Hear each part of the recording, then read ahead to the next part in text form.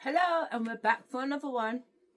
Thanks for tuning in. I'm hoping that you've just watched the last video where I gave a complete review or some kind of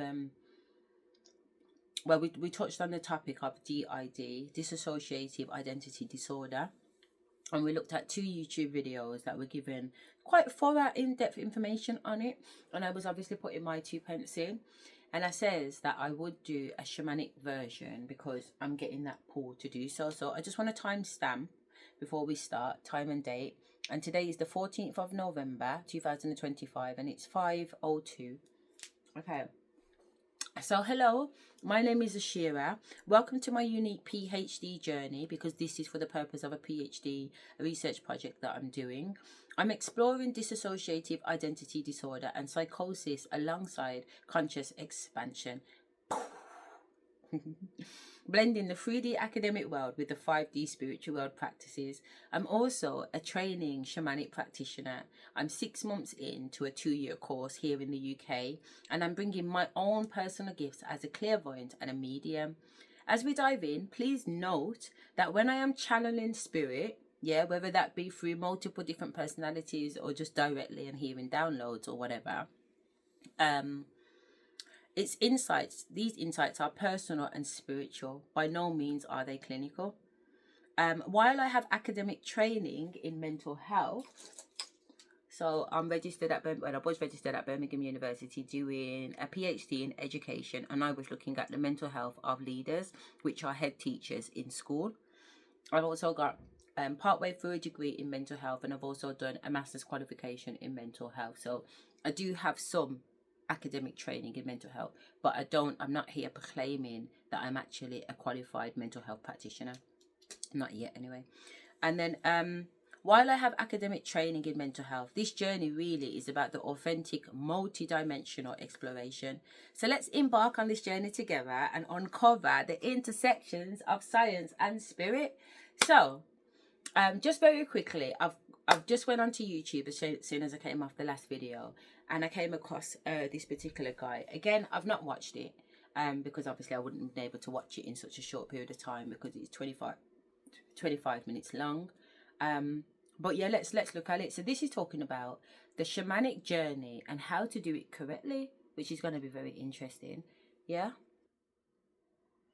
It's done by Celestial Twin Life, and then that M stands for something, but it seems to be covered. It's had 23k likes, and it was actually recorded a year ago. Okay, so without further ado, let's get in.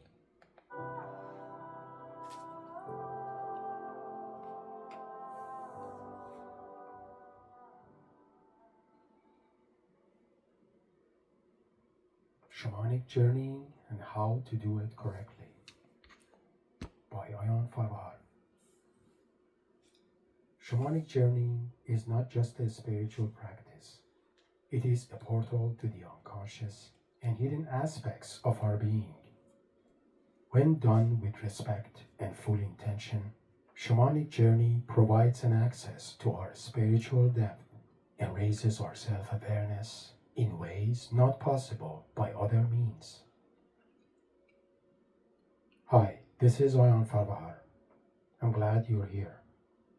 This channel is about self-realization and honoring our life purpose and meaning. If you're interested in these topics, please subscribe to stay connected. Your support is the foundation of this channel and encourages me to create more content in the future. For more information about myself and my life mentoring practice, please find my bio link in the description below. Also, for more information about the artists behind the expressive images I use here, please see the description below. Today, we want to focus on shamanic journey and how to do it correctly. Shamanic journey is a form of inner exploration, the exploration of what in shamanism is referred to as the shamanic cosmos or the spirit world. Shamanic journeying has been an integral part of many indigenous shamanic wisdom traditions in far corners of the world and used as a spiritual and healing practice for centuries. Fortunately, the shamanic journeying has been gaining its much-deserved respect and popularity in recent years. In the past, shamanic journeys were practiced under the guidance of a shamanic elder and based on a set of well-defined indigenous ceremonial rituals. Unfortunately today, many who practice shamanic journeying don't have access to shamanic elders and are not as familiar with these ceremonial rituals. In that sense, many who do shamanic journeying today practice that as a form of interactive meditation with limited understanding of its deep ritualistic foundation. Learning to do shamanic journeys within a shamanic community and under the guidance of a shamanic elder is very important.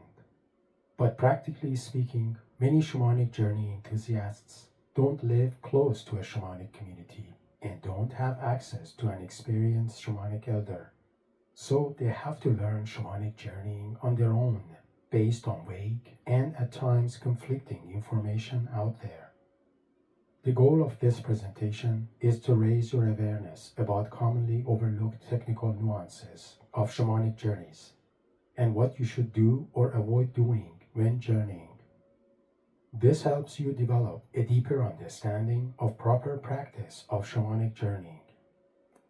If you are new to shamanic journeying or still have questions about it, you may find the content provided here useful. More specifically, we cover the following topics: shamanic journey versus conventional meditation, the difference between imagination, imaginary, and imaginal, the ritualistic elements of shamanic journeys, importance of setting an intention before shamanic journeying, mapping the shamanic cosmos and its worlds, the difference between spirit guides and imaginary thought forms or tulpas, importance of engaging the spirit guides, and the essential role of having a chief guide. Please note that the information presented here are based on my personal experience and understanding and are therefore not absolute. Shamanic journey is ultimately a subjective inner experience, so you should always listen to your heart's intuition, trust your native intelligence, and rely more on your uniquely personal experience of the shamanic world.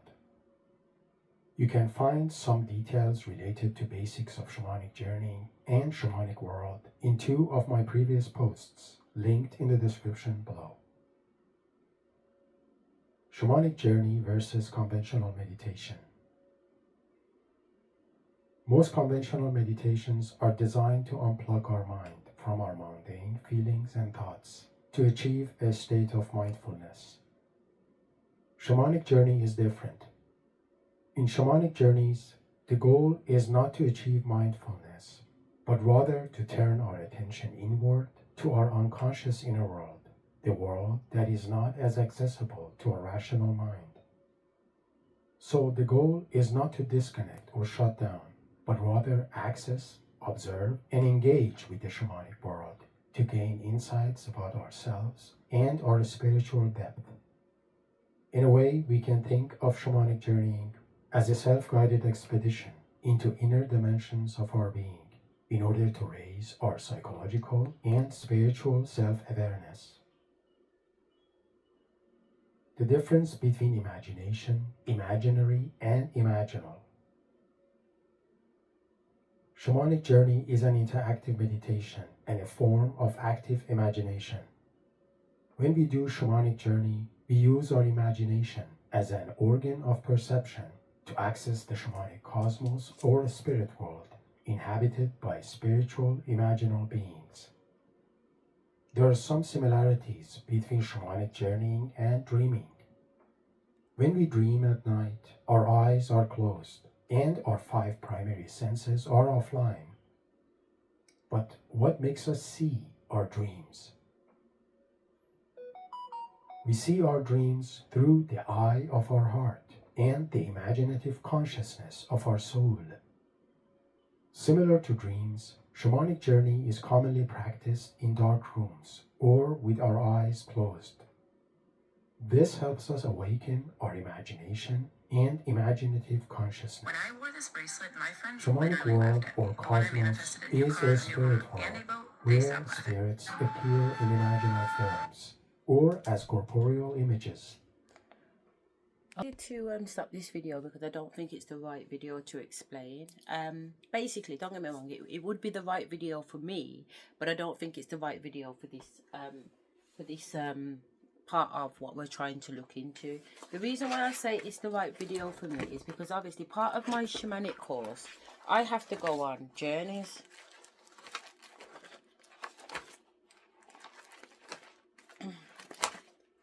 I just want to show you one of my journeys.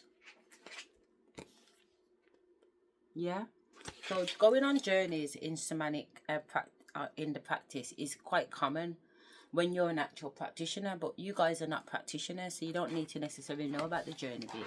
So I'm thinking that I found another video that I want to put on, and this guy is a black guy from America. He's been a practicing shaman really since he was probably about 4 years of age, just because I remember watching a podcast about him. So obviously this is not a podcast, this is him talking about shamanic. Is actually called Shaman Derek Reveals How to Talk with Spirits and Live and something or the other. It's 45 minutes long, so even if we don't play all of it, but I think that he will give you more of an insight, but that depends whether or not it's coming from authentically shaman, or if it's just kind of appeasing the fucking media and stuff like that, because he's a very public, well-known shaman. Okay, he's not somebody who's just working with the ancestors and working with the spirit. He's gone corporate. Okay, he's gone corporate. So that makes me think, I wonder if he's, because I want the authentic. I want the roots, to be fair, because obviously the roots tell you that, well, this is the roots. We don't have a book to prove it. This is what we know intuitively. This is what we know through our own knowing, which is called Gnostics, which I think is all about Gnostics. I don't want to hear nothing about Bumbleclot history, about what anybody else thinks about history. I am defining history. My ancestors are giving me downloads, and they're giving me answers, and they're giving me information for me to know about my own history, or even worldwide history. All right, and I feel like that's got more validation than me looking to somebody else's opinion. And as a researcher, as a PhD student, I've been raised to look at other people's opinion. I've been programmed to think that other people's opinion, as in our founding fathers, knew more than us. Yeah, that's what education is. I'm sorry. You when you're doing an essay for university, they don't want to know about your opinion. They want to know about several different composing arguments. Yes, you can say that your opinion is backed, but it's going to be backed by these composing arguments, as opposed to, this is my blood clot argument and this is what it is. And that you're going to be a graduate, or a graduate or undergraduate, or a graduate student, or a master's student, a post student. They are not taking your word as gospel. They want to know what other words say that correlate with your words. But this is the thing about being spiritual. A lot of it is spirit. What you're going to do, go and consult with spirit, because really spirits are the founding father. The Almighty is the Father. And if it comes directly from the Almighty, that's what it is. So obviously I'm not religious, but I do take a systematic approach to this. I'm reading a book at the moment, and it's called The Subtle Art of Not Giving a Fuck. It's so funny. If you haven't read it, please do. It's by Mark Manson. All right, it is really funny, because that's where I am. And I've also got a book. This is my prayer book, The Power of Psalms. Psalms is serious, man. Psalms is serious, but Psalms is also witchcraft. So we have Psalms in the Bible, but these are spells. These are witchcraft. These are conjuring spells. And if you know anything about King Solomon was a man that worked with demons and entities, conjuring them out the ground. He used to have a ring called the Ring of Solomon. And that's the ring that he used to use in order to kind of force demons to do his bidding. I also have a Quran, which I started reading out the other day on one of the videos, because I wanted to kind of understand something. I did put a little post-it note in there. And it was about Sheba. I was reading about Sheba in the Bible. God is watching you. That's what the topic was about. And this is from the 11th of the 11th, 25. So as you can see, we're on the 14th today. So it wasn't that many days ago. But I have started to go through the Bible last year. When I came out the hospital, Spirit was like, we need you to...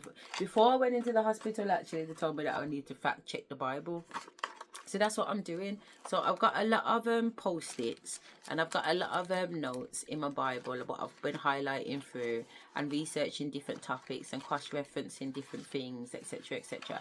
By no means am I an expert, but I am a researcher, and I am very much interested to understand what is going on with me from a mental 3D perspective, but also a shamanic 5D perspective. Okay, so let's run the rhythm on my man here, so you can kind of see what his title is.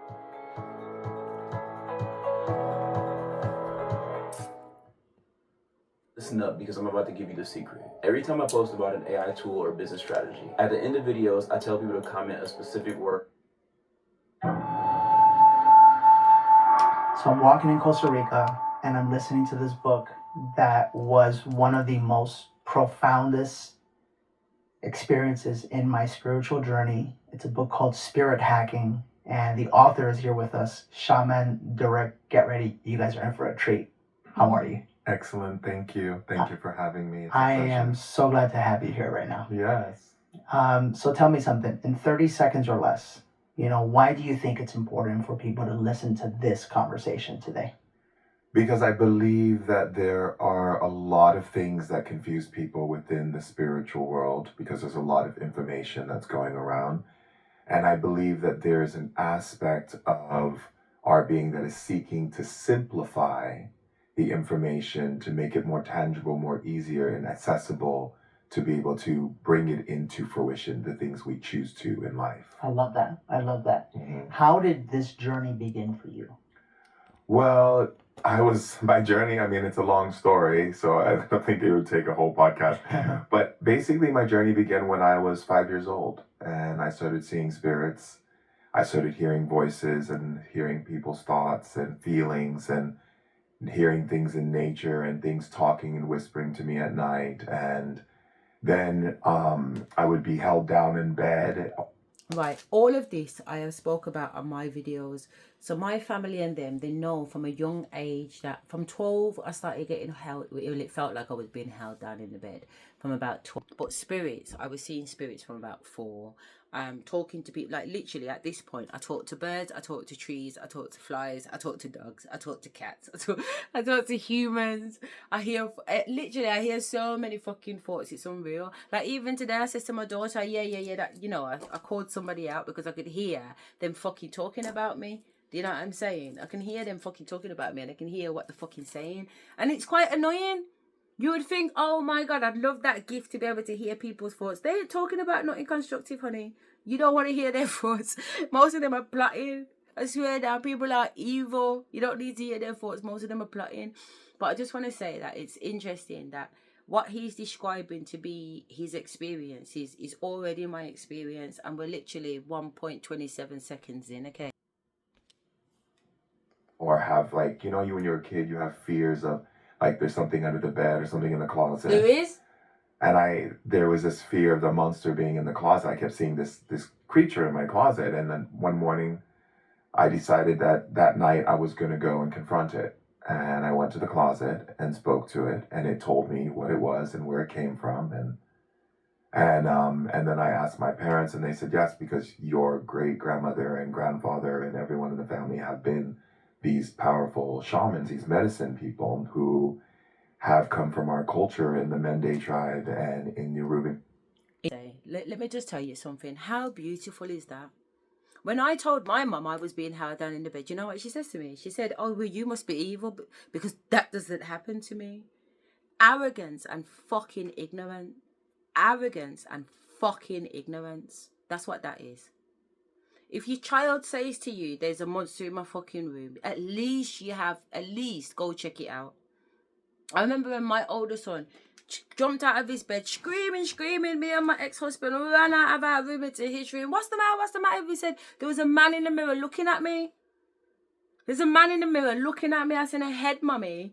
Babe, I got no reason to fucking disbelieve him, He saw what he saw, but you can obviously see from his reaction, he's terrified. Obviously something happened.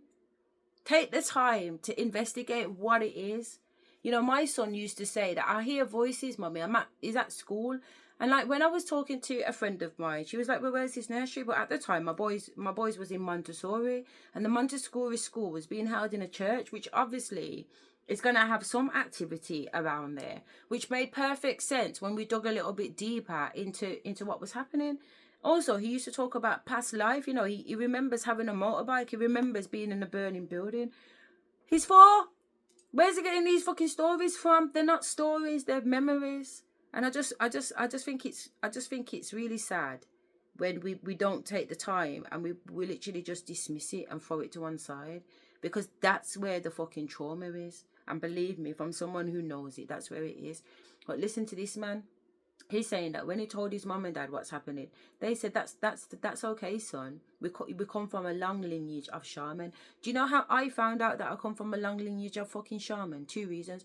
One, my spiritual nan who is fucking dead. Yeah, a dead person told me that. But also I had a shamanic reading from a complete stranger who doesn't know me, and she was able to bring in some messages from my grandma to tell me I come from a long lineage of shaman women, warrior women. And that's what started to make sense for me and open the gateway for me to tap into those energies, for me to tap into those skills, and for me to tap into that ancestry. So sorry that I come across a little bit fucking attitudey, but that's the trauma. That really is the trauma, because there was something under my bed. There was something in the wardrobe. There was something in the room. And there always has been something in the room. I'm sitting in my room this week. A bag's falling over for no reason. You know, one of the things to get your fluff off the clothes. This is falling over in front of me. They're not falling over by their fucking self. They're falling over by entities trying to get my attention. And then it's for me to kind of decide if I want to engage in that. But now I have the choice. Whereas when I was younger, I didn't have the choice. And I didn't understand what was happening to me. So I didn't have authority. I have authority now. It's a different ball game. Culture, and thank you.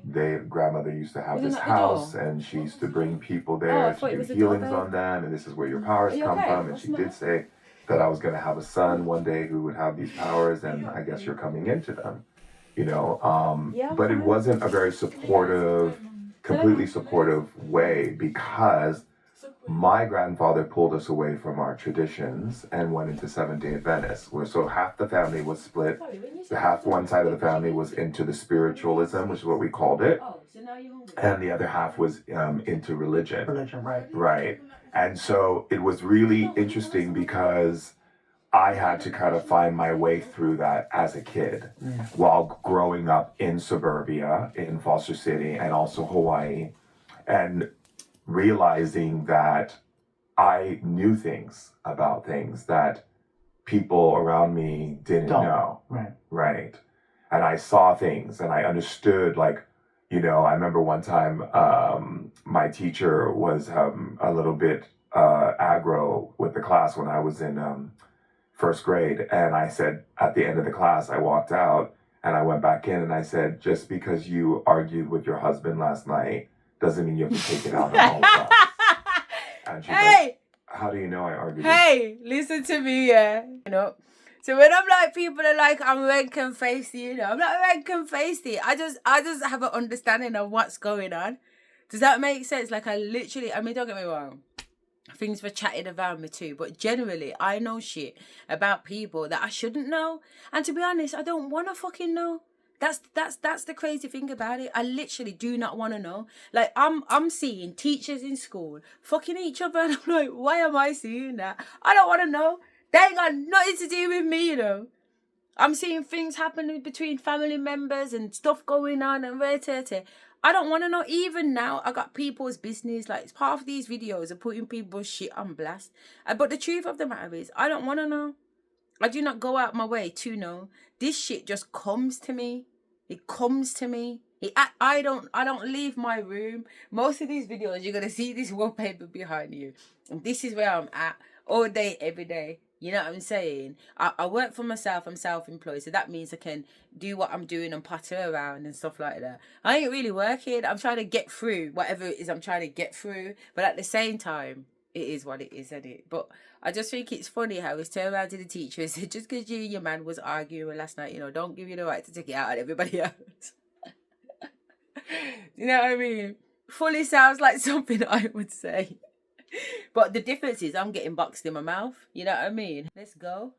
My husband, I said, the spirits told me. Mm.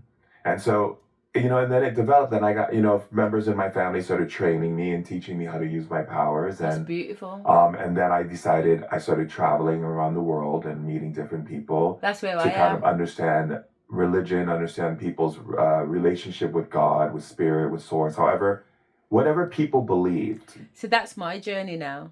Does that make sense? I'm literally stand belief. So when I went to Bali, just, and again, a lot of the videos and pictures are on this phone that I'm recording on. But I had such a beautiful time. I went around to all the temples. One of the temples that I went to, its foundation was founded in 944.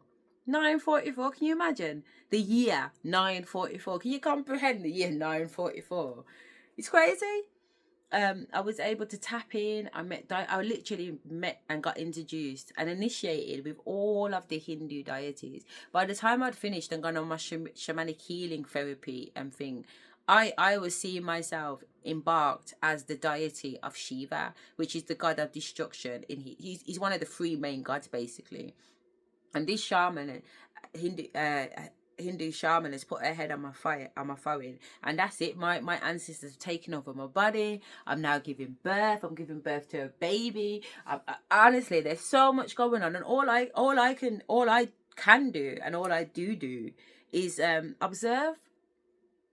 observe what's happening to me, observe what I'm seeing, observe what I'm feeling, because in that one moment I'm having multiple sensory experiences. I'm hearing, I'm seeing, I'm feeling. There's energy surges, there's all kinds of things going on. All of it is bringing in intel, all of it is bringing in data.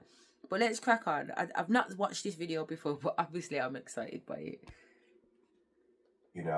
And in shaman understandings and being able to nurture those qualities, you have a lot of study when it comes to sociology, anthropology, understanding why people breathe the way they do, how come they blink, how come there's one person moves this way versus another person moves this way. And that's where I am. So I'm qualified in NLP, which is neuro-linguistic programming. I'm also very aware of CBT, which is cognitive behavior therapy. I have a massive amount of emotional intelligence just because I've been a principal, a head teacher, but I've also been in those positions in consultancy roles where I just get airlifted into schools and flip them, take them from inadequate to good or outstanding. So I meet a lot of people, so I'm able to pick up all these cues. I'm a big time investigator.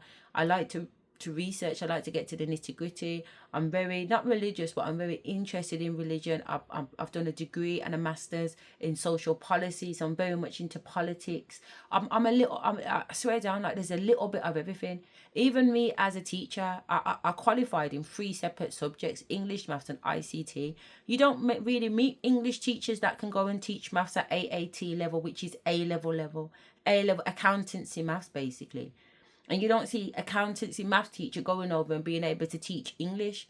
And then obviously I was trained in ICT too, so I'm really good at understanding coding, computer science and all those kind of things. And that was my starting point. After that, I obviously learned the 3 sciences. I've learned citizenship, I've learned RE, cooking, textiles. Like there isn't anything that I won't put my hand to. And that's because I'm able to tap into an abundance of knowledge just by being able to listen and observe what's going around me. And looking at the understanding and the ecology of human dynamics and recognizing how that plays out on the spiritual plane, on the emotional plane, how it connects with our intellect and how we think and provide words and dialogue, communication, how we perceive information, and the level of perception in which we're capable of perceiving, all are dialed in to the different functionings of each individual selectively based on their upbringing, their social environment, the different things they were exposed to, and not trying to put it into one box, Right. but seeing each person as their own universe, their own 'Cause they are. beautiful landscape and design that's created for the sake of being here at this time, where there will only be one of them, right? So as a shaman, it's important for me to remove judgment from the understanding of human development and be able to look at it from the spiritual, but also looking at the multidimensional layers of life instead of just looking at what I see, what most people look at, which is face what's value. in front of you. For sure. You know, you said a lot, and so I wanna just kind of caution the audience, you know, to allow a little trust in this conversation, because I could remember if you would have said everything that you just said just 5 years ago, I would have checked out. Because I'm like, what is this dude talking about, right? And it was because at that time I was knee deep in what I feel was a perfect part of my journey was I had a very deep religious background, you know? And I'm sitting here today like with a smile on my face, because when you say things like I understand things about life and I see things that like humans just don't, like in many ways I feel that way as well now. But I only got here through like deep challenging and questioning and understanding my path and seeing it, Shaman Durek, as all perfect. I can even remember, you know, I was so committed at one point in time, I called you and we had a session. And, you know, we start talking and within 2 minutes, I'm on the ground gagging and you're calling some sort of, I never even asked you what that was all about, by the way. But I'm on the ground gagging and I'm pulling something out of my throat or Demons. whatever. And, just for personal reasons, do you remember that session? Of course, yeah. You fell out of the chair. Yeah, that's right. Yeah. What was that? So in our lives, we are spiritual beings that are taking in different forms of energy all the time. They could be in our conversation with someone or a place we go. And so what we call, there's several ways of looking at that. You can look at it from a spiritual point of view, which are energies and entities that you've called in to support certain belief structures or ideas or concepts and formations of emotions that you've been wanting to be right about. And then we look at it more on a scientific level, we can look at it as negative cellular memory blockage. It's the parts that your cells in your body has been exposed to that is creating a negative frequency to your system that has been holding back your system from being able to function at a level of optimization that it could be functioning at. Yeah, for sure. I could see that, because it was very, very shortly after that I quite honestly left the real estate industry. Yeah. I started hosting, you know, the sessions that I now host. It's like everything changed. Yeah. Of course. Everything changed. Yeah. So if you were to explain to me, you know, in layman's terms, you know, what are some of the misconceptions that are being taught out there when it comes to spirituality? You know, what are some of the things that people might be confused about? You know, maybe they love going to church and maybe they hear that I don't and they think like, what's up with that? And maybe they're questioning all of that. Like, where would be a good place for us to start? Well, if we understand, let's start basically with church, right? If we understand church is an organization that brings people together for the enrichment and the celebration of learning and gaining knowledge about scripture, right? And also being able to congregate in a way to celebrate God, right? You have music. I mean, that's what I love about church, you know? Yeah. The thing is, what we have to understand is what type of planet we're living on. We're not living on a planet which operates in the understanding of creating a civilization for the sacredness of sustainability of our species. We live on a planet that basically wants to have dominion over things for the sake of power and control, right? Yeah. So in shamanism, we look at and understand that whatever God you believe in, then you are held to those energies. So in religion, the God is based in duality, right? In shamanism, we say anything that's in duality creates chaos. Because duality is the exchange of you do this or you're punished, or you do this or you're rewarded. Get that's right. Right? Now, if you look at the human dynamics of how we develop as children on this planet, a child that comes to Earth has already divine wisdom within them.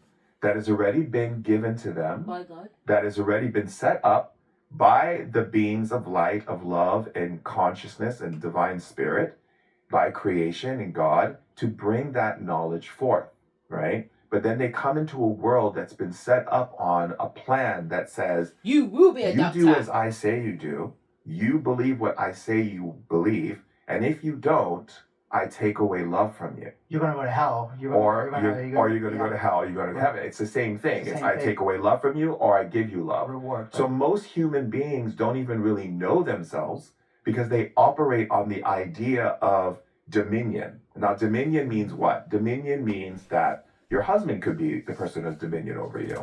It could be a friend. It could be society. It could be your school teacher. It could be anyone you've chosen to give power to over the idea of how good of a person you are, how worthy a person you are, what you're capable of, what type of person you are in regards to how much love you're allowed to have, right? How successful you're allowed to be. So anyone who has dominion over you, when people say, oh, I have anxiety and I have stress, and which is a great,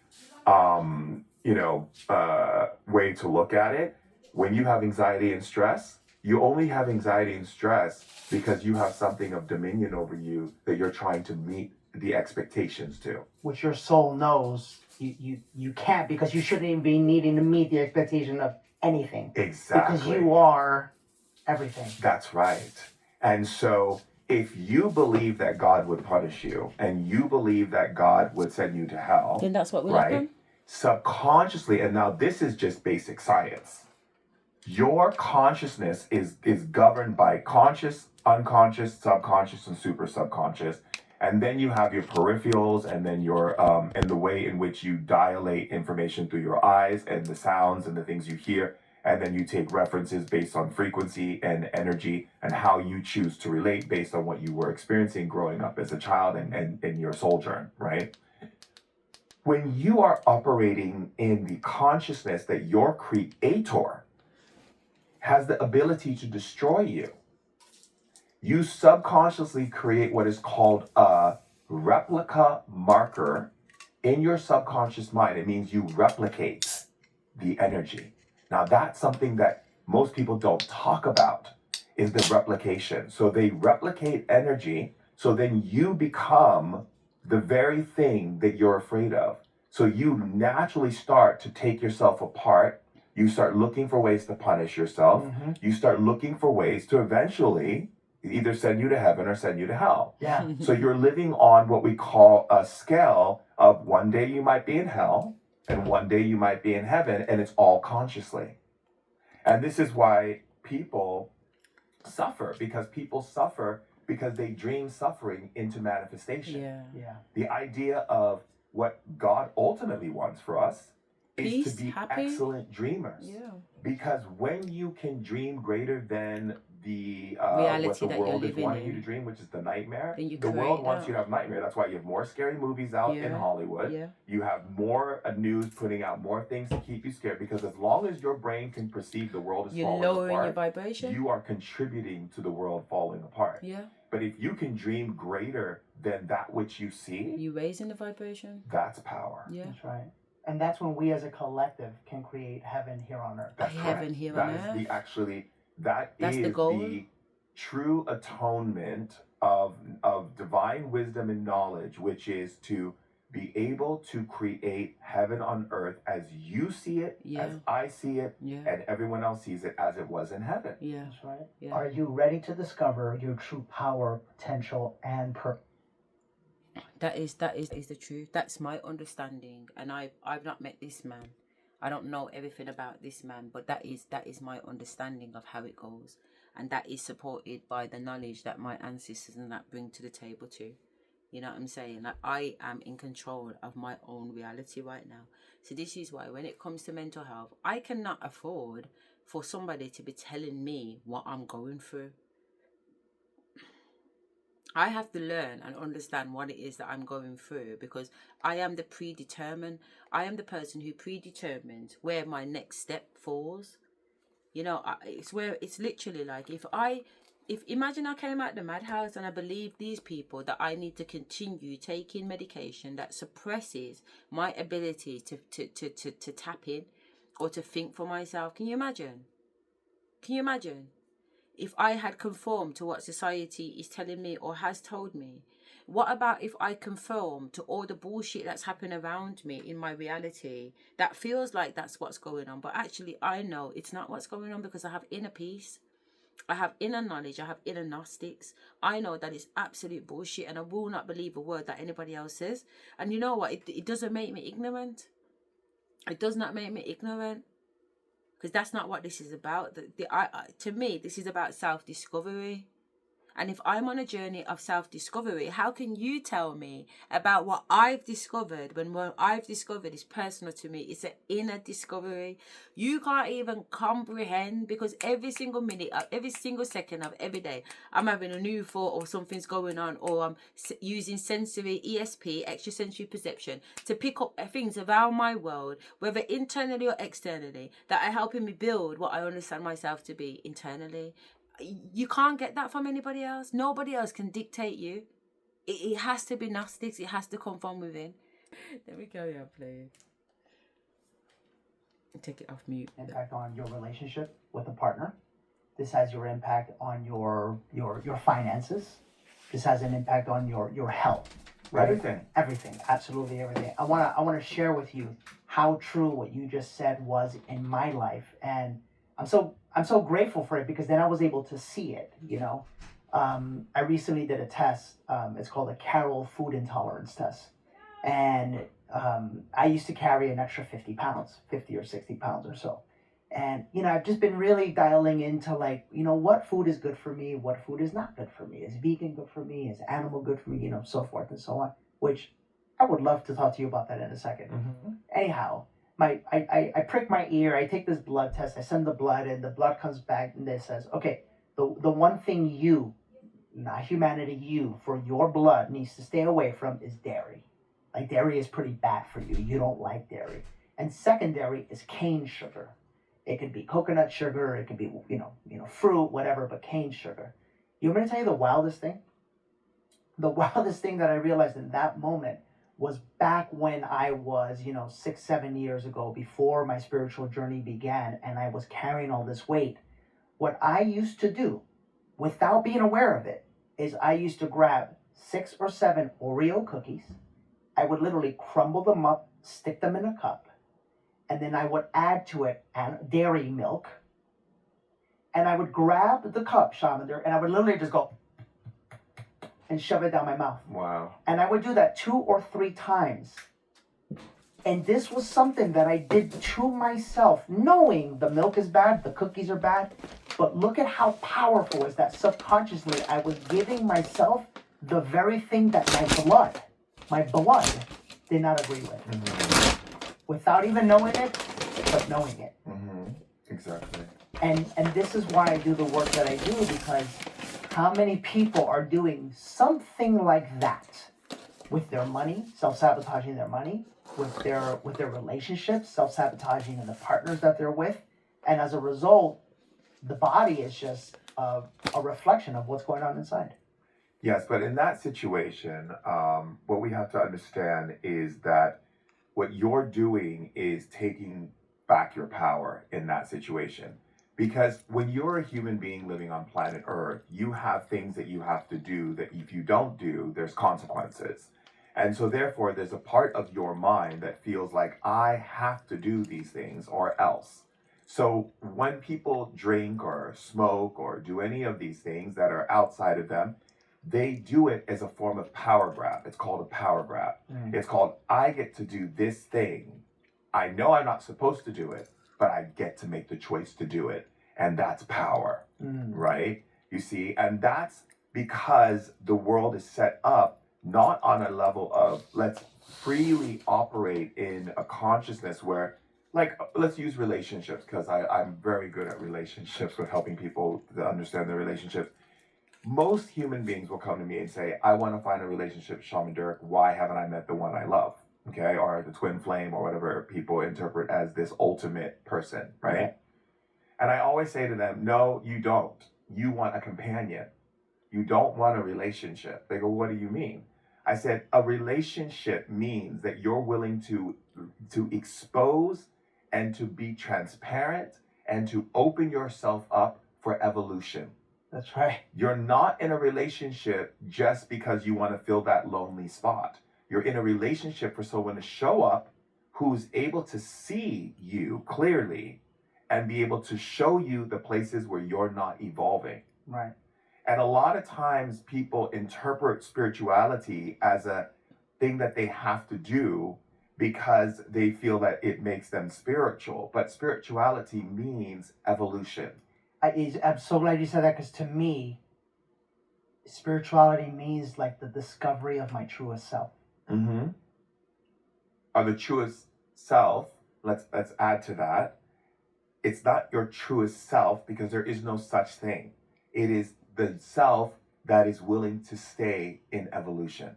Gotcha. Right? Because the true self is always going to adapt and evolve. It will never stop adapting and evolving. The moment you try to be perfect is when you stop evolving. Mm-hmm, mm-hmm. Right? And that's why people go, how come you hear spirits and I don't hear spirits? It's because you don't want to hear what the spirits have to say. Because you have an agenda. And it doesn't match your agenda, so you don't want to hear it. Or you don't want to hear spirits what they say because you think that you should have it all figured out. So to listen to spirit means that, that I'm not good enough. And then you go into that cycle. If you are open to listen to spirit, you're open to understand, to get instruction, to get counsel, to get the level of wisdom that comes from the divine that is so beautiful when given to you, because you have all these ideas that you think represent you. And then when spirit comes in and shows you to simplify it, to that it's not as difficult as you're making it be, and that the information actually takes you to a better place than the place that you actually think you could be in because you weren't listening to your counsel. We all have counsel, right? And so when we look at it from the perspective of the development of humanity, most human beings operate in the idea of, I have to be perfect in order to be loved. Mm-hmm. And that actually limits their evolution. Yeah. Something just hit me. I'll talk to you about it later. But yeah, wow. Just give me a moment. I just realized something right now. That's fine. And so the next thing I want to talk to you about is that you know, the more and more that people do, you know, work, the more that they heal, the more that they get closer to love, the more that they get closer to oneness, the more that their own spiritual gifts start to unlock. And I really do believe, like, there's a shaman in all of us. Absolutely. 100%. You know, there's a way to connect to and listen to the divine. Every single one of us has Every that. day. Every Number day. one, where does one begin? And then number two, what was your journey like? Because I know that could also be a very scary, you know, portion if you're not ready for it. It was for me. I was like, I remember even having to say, like, okay, let's just slow down because I gotta sleep. You know what I'm saying? Where does one begin when they want to, like, fully say, like, wow, this is an interesting conversation. Like, I want to hear from the divine. Where does one start? Well, the first understanding, you know, is to be able to be comfortable not being right, right? Because a lot of what human beings do in life is they take a lot of the information that they've gathered through life and they use it as a shielding or protection of their identity, the identity of self, right? Governed by whatever they believed in from their parents or their upbringing, or what they believe about their sexuality, or what they believe about whatever it is all convoluted information that is being gathered for the sake of making themselves feel safe. And the idea of safety and security means only one thing. It means that your need to feel safe is your need to meet the opinions and judgments of other people around you. Safety it's not real. There's no such thing as safety. You are either in a balanced state as a human being, or you are operating in your true, awareness and truth of who you are, because you're not tiptoeing around other people's emotions or trying to meet the standards that you think other people are holding you to. Yeah. Most people don't live their life. They live the lives for other people to satisfy the needs of their community, Yeah. I just have to interact there. Sorry, I am eating some food at the same time, but basically that's what my ancestors are saying to me right now. They're saying you cannot afford to not talk and be in your authentic self, regardless of who it may offend, regardless of what might be said, because they've got some things to say. They've got some things to say. Beg your pardon, the light.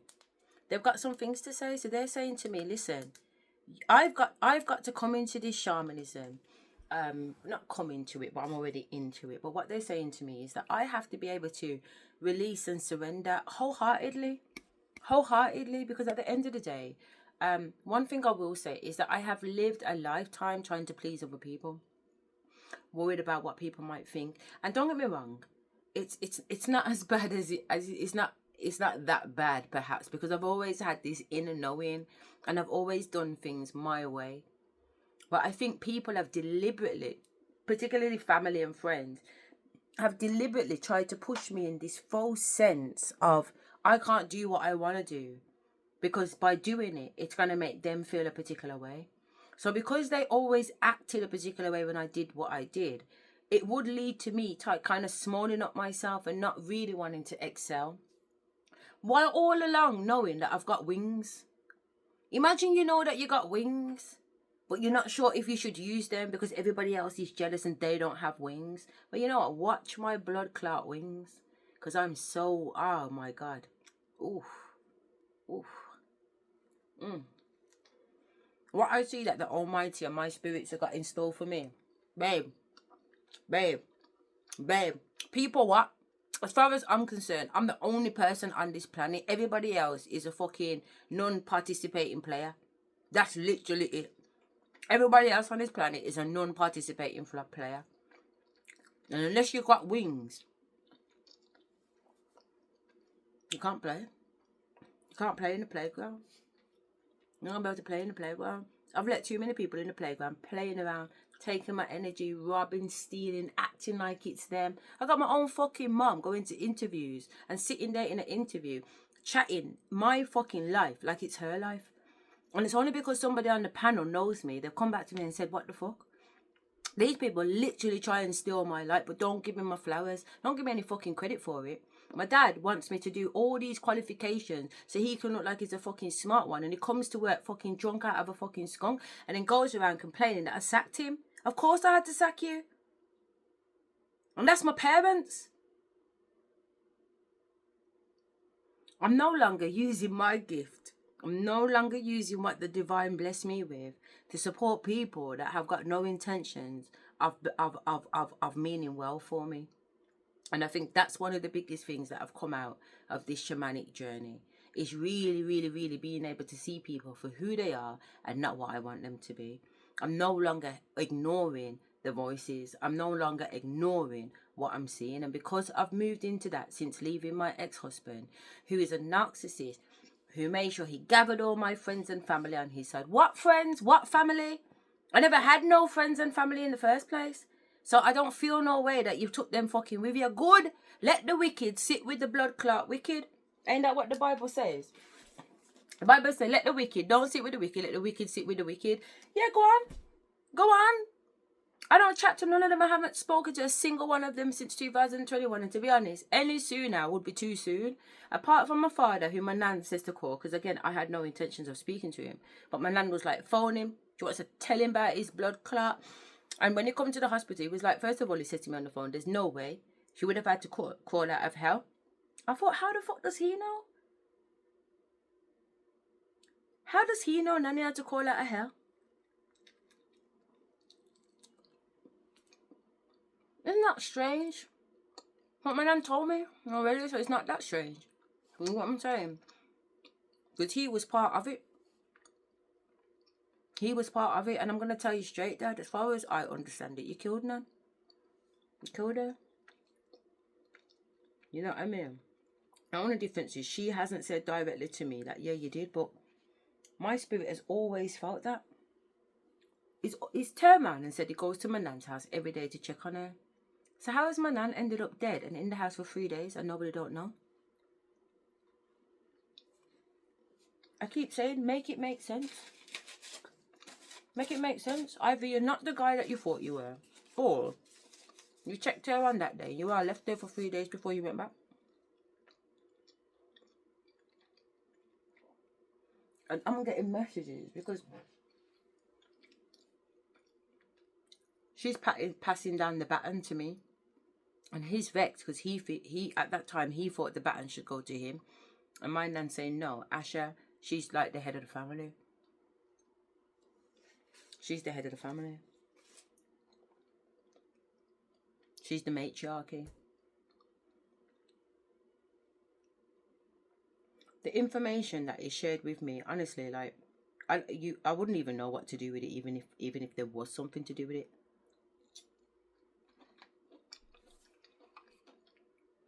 But what I will say is that every single day,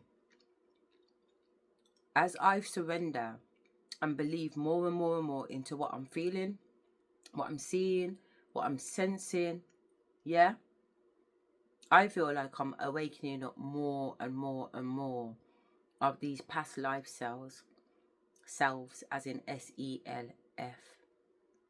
So at the moment, why it seems like I'm operating on multiple personalities of myself, I also see myself as Queen Sheba, Isis, Shiva. I mean, honestly, the list is endless. The list is really endless. The amount of energies I've embarked in, even Persephone. I don't even know if these people are real, because obviously it's his story. But what I do know is that I have experienced being in the embodiment of these energies. Obviously, many of them have turned into a persona. So whatever the face that's depicted of Pandora, I've been, but I haven't been Pandora, sorry, in Pandora's face. I've been Pandora in the energy, meaning that I've spent time in hell. I've spent time in hell. Even if we just look at that from a 3D perspective of being married to a warlock for how many years, is mentally a place of hell. So whether you look at it in the 3D or the 5D, I've done my time. I literally have done my time. It's definitely time for a new time, and I don't feel any way about it. I don't feel selfish. If anything, I feel selfless, because I know my future, if I go the right way, has more of an impact on humankind, you know, humanity. And it is about raising the vibrations of humanity. And I feel like I'm a part of that. I'm a part of whoever these celestial, earthly, whatever beings are. I feel like I'm a part of those that heal. Even just on my personal journey, I went and got qualified in Reiki level 1. And as I was being trained by Reiki level 1, which is she's a grandma, she's a really high up in the Reiki, because every Reiki teacher, you have to follow their lineage, and she ain't too far from up the top. Okay, next to the people that are the founding fathers of it. And she was like, you know what? Fuck it, I'm just gonna show you level 2. Just, well, you know, I won't say anything, but basically, what from her energy and the energy that I had, she felt that I could handle level 2 knowledge. You know what I mean? Because I just come with this stuff naturally. I just come with this. I said already when I went to Africa, and I was moving, and my body was just moving around the place, and these Africans are looking at me sideways, and they're even backing off. Some of them are even pushing the kids behind them, because they can see that I am working with something. They don't know what it is, and that's why there's wariness. But from their wariness, I can see that they can see me. Definitely, they can see what's going on, which confirms to me this shit's real. 100% real. There are people that are people around them. And so the first key is to ask yourself, is the things that I'm choosing to believe, am I believing it because I need to be right? Or is this information that I'm believing in actually really supporting me to be happy, to feel free, to feel loved, to feel nurtured, to feel empowered, to feel any of these things? And the first thing you can always ask yourself is, you connect with your fear. Like, for instance, someone says to me, I haven't had relationships for a very long time, or money, or whatever it may be, that means you're afraid of it. Yeah. Because nothing can come to you Unless if you you make have yourself fear. open it, And yeah. spirit never limits you from anything. It's true. And the beings of darkness only support you In fear. in your nightmare that you've asked them to support you in. Yeah. So if you're like, I'm afraid of being in love, then a spirit from the underworld will come and support you in that because you are the child of A God. spirit And from the everything you ask underworld. for must be given. That's Angels a aren't gonna do it demon. because their job is to expand you and to take you into higher states of consciousness. So there's everything for everyone, right? But the consciousness of a human being, everything that goes in your head that puts you down, makes you not feel good, It's a demon anything that anyone's entity. ever said to you or says to you that is not showing you how amazing, powerful, what a brilliant genius, how you are the most amazing, powerful being as you on the planet, needs to be said that it's a lie. Yeah. That's right. Right? Yeah. So everything in your head that says, are you good enough? That's a lie. Will I be good at getting this job? That's a lie. That's a lie. Anything that makes you feel Question. opposite of being the most amazing person is a lie. So that's the first place you start. Because spirit can't interact with you if you keep playing in The game. taking The the matrix. energies of those lies and trying to fight and argue for them. Because that's what people do. They'll say, well, money's hard to make. And I'll say, well, spirit says money's easy for you to make. You're like, no, it's hard because when I was a kid, my father didn't have money. They come stories. Right. They'll give you all kinds of things of the reason why. I said, whose team are you on? Right. Are you on the team of being wealthy? Are you on the team of being happy? Because everything that comes out of your mouth is like you're trying to defend the very Poverty. thing you're trying to get out of. Yeah, that's right. Yeah. Right. How are you? And not only that, what my is that when spirit has given me download, particularly like for family and friends, and I share that information with them, they don't want to hear it. They don't want to hear the solution. They just want to manifest and voila in the problem. So rather than me sitting down there listening to them go on, and I get it, some people just want to fucking rant, but that's what the problem is. You ranting all of the spell work, all of the demon whispers that are walking around you, because that's what we don't seem to understand. If you look at Old Testament Bible, Old Testament Bible tells you that demons were running up and down in the people. But today, everybody's going on like say they don't know nothing about demons. Why would you not know anything about where did it say in the Bible that the demons stopped coming? Even Jesus was conjuring blood clot demons. So where are all the demons? Where are all the demons today? I tell you where all the demons are. The demons got into the minds of the people that believe that they're running this fucking planet, system, matrix, whatever. And they've managed to convince you, all of us, that the only demons that are around right now are the ones in the horror stories. But that's not true. There's demons around us 24/7, a day, every day, all day. Just waiting for your energy to lower so they can come in and harvest you or persuade you or convince you. And I know there's people probably listening to this now whenever it reaches them. No, that's not true. It's only not true because the thought of it being true terrifies you so much.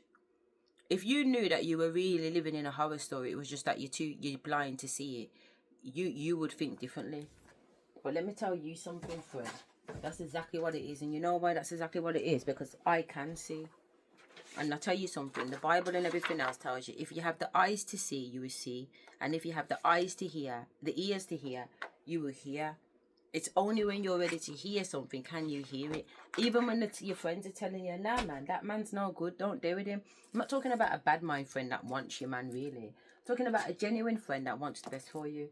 She's telling you, I'm not sure about that, man. It gives me a funny feeling. But because you think that's what you want, you can't hear what your friend's saying.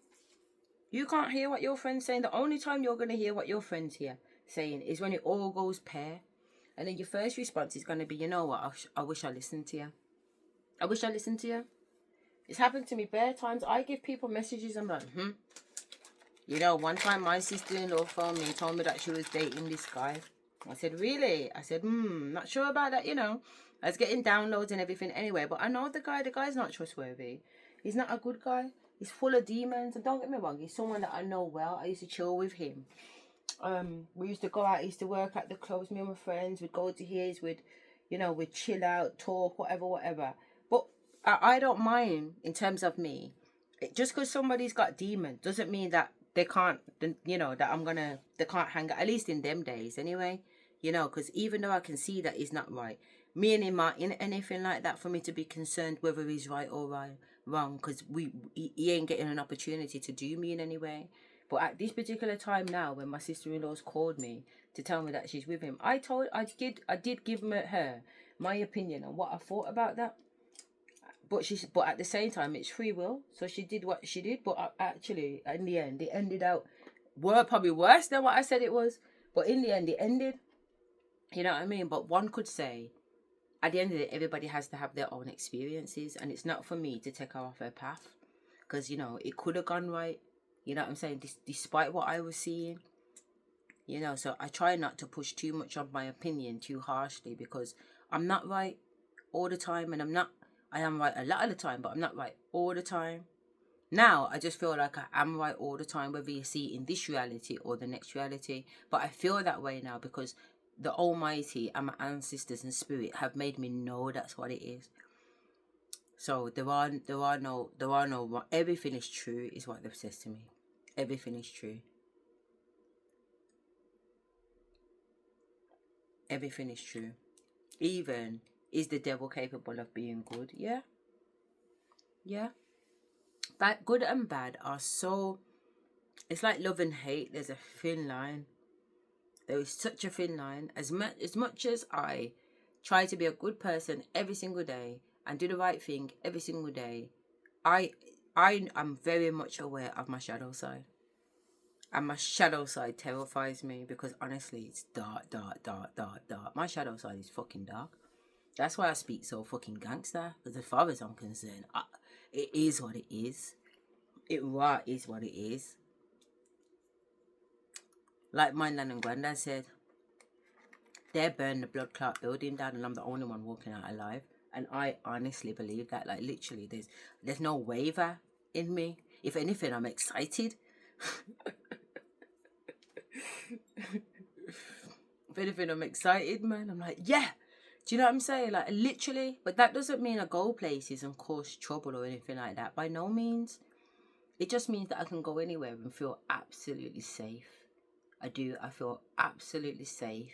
As long as my ancestors aren't telling me to not go there and they are saying go there, I feel absolutely 100% safe. I'm so confident in their ability to look after me. And they're in the spirit world. They're not in this world. They're in the spirit world. But that's how strongly I feel that the spirit world is real. I feel like this realm is the illusion. This realm is the illusion. This is not real. This is not real. But spirit, to me, is 100% real. And to be honest, at this point in my life, God would have to tell me that that's not the case.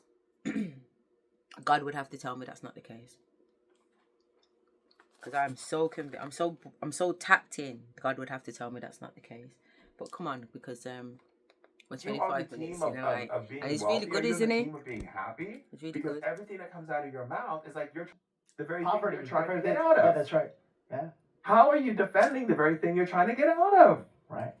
So you're the one creating it. Right. Yeah. So it's like the energy of someone's in a cage, right? I believe it was Mandela. They've got the key to let them out, but they still sit there. Someone who chooses to be imprisoned within themselves, you can give them the key and they won't take the key to open the door because they want to be right and justify the fact that they're in their fucking prison. Position, man. Because human beings love to be righteous about the things that actually aren't worth supporting. Yeah. So the first key to actually coming into is letting fucking go. The level of simplicity of, wait a second, why am I arguing with my spouse? Because I want to be right. You're not arguing because you guys are wanting to share this loving conversation of intellect and evolution. You just want to be right. Ego. Right? So everywhere you are going into a thought where you're putting so much energy into it, where you're saying, like if you hear a voice say in your head, oh, you're fat, and then you keep trying to find more reasons why you're fat, just be wrong. It's okay to be wrong. Yeah. And when you choose to be wrong, what it does is it equalizes your ego. Because your ego doesn't want to be there for you to use your ego to make yourself bad for feeling good. Your ego wants to edify you. Your ego wants to edify you. It does. People, you always say, get rid of your ego, get rid of your ego. And I say, no. I have the biggest ego in the world. And I want it to get even bigger. Because what the ego does is it edifies me so that no one can come to me and say anything to me that's negative, because I know I'm beautiful. Yeah. I know I'm wonderful. Yeah. The ego that people don't want to have is the one that says, I have to. See, that's key. That is key. Because where I stand right now, I stand in my I am energy. I am. Nobody can tell me who I am. I've sat down and I've studied myself inside out, inside out, inside out. And I know myself. What's interesting right now is that I am discovering a hidden part of myself. So 2 days ago, I got a download on the bed because I was saying something like, I don't like popcorn. I don't like corn. I don't like corn. Yeah. I don't think corn should be eaten. The way that it comes out of you demonstrates to me that it's almost like the body doesn't identify it. I don't like corn. I don't like corn. You're welcome, princess. And then one of my personalities turned around and said, well, I like corn. I like popcorn. And then the other one jumped in and said, well, I like corn. I like cornmeal porridge. So then they all started chiming in of what they like. And I was like, fucking hell, I do like all of that. So who the fuck is this that don't like corn? Do you know what I mean? It's the hidden self. It's my hidden self. So now I'm on a mission to learn more about my hidden self. And I've got Metatron Square tattooed on my back. I don't know if you can see because my top's quite high actually, isn't it? Yeah, my top's up to my neck, so you're not going to see it. But I've got Metatron Square cube tattooed on my back. And they brought that ideology to me. They said it's like a cube. When you see a 3D shape of a cube, in fact, I'll probably get a picture of it actually. Let me see if I can get a picture of it. A 3D shape of a cube. Right, we know that a cube has 6 sides, and I've shared with you 5 personalities. Yeah. So basically, a square has 6 sides. So you can see 1, 2, 3. You can see the one behind, which would be number 4, which is this square here. Yeah. And you know that this one exists, even though you can't really see it. I mean, this is a cube that's open, so you can see it. So you can see one at the top. 1, 2, 3, 4. This one at the back is known as our shadow side. It's a shadow side because we can't really see it. It's in the shadows because it's there. So I accept that. But what my ancestor was telling me about, you see this one that's on the floor? This is the one that's hidden because it's directly on the floor. We don't even think about it sometimes. And that's the self that I am now coming into. Who is this? Who is this face? What's this face all about? This one on the floor. Yeah? Who's that? So this is Asherah, this is Sasha, this is Rosie, this is Asherah. The one at the back there is Asherah, let's just say. Who is this now? It's a 6th self that I'm coming into to awareness of. And it's very, very exciting. Let's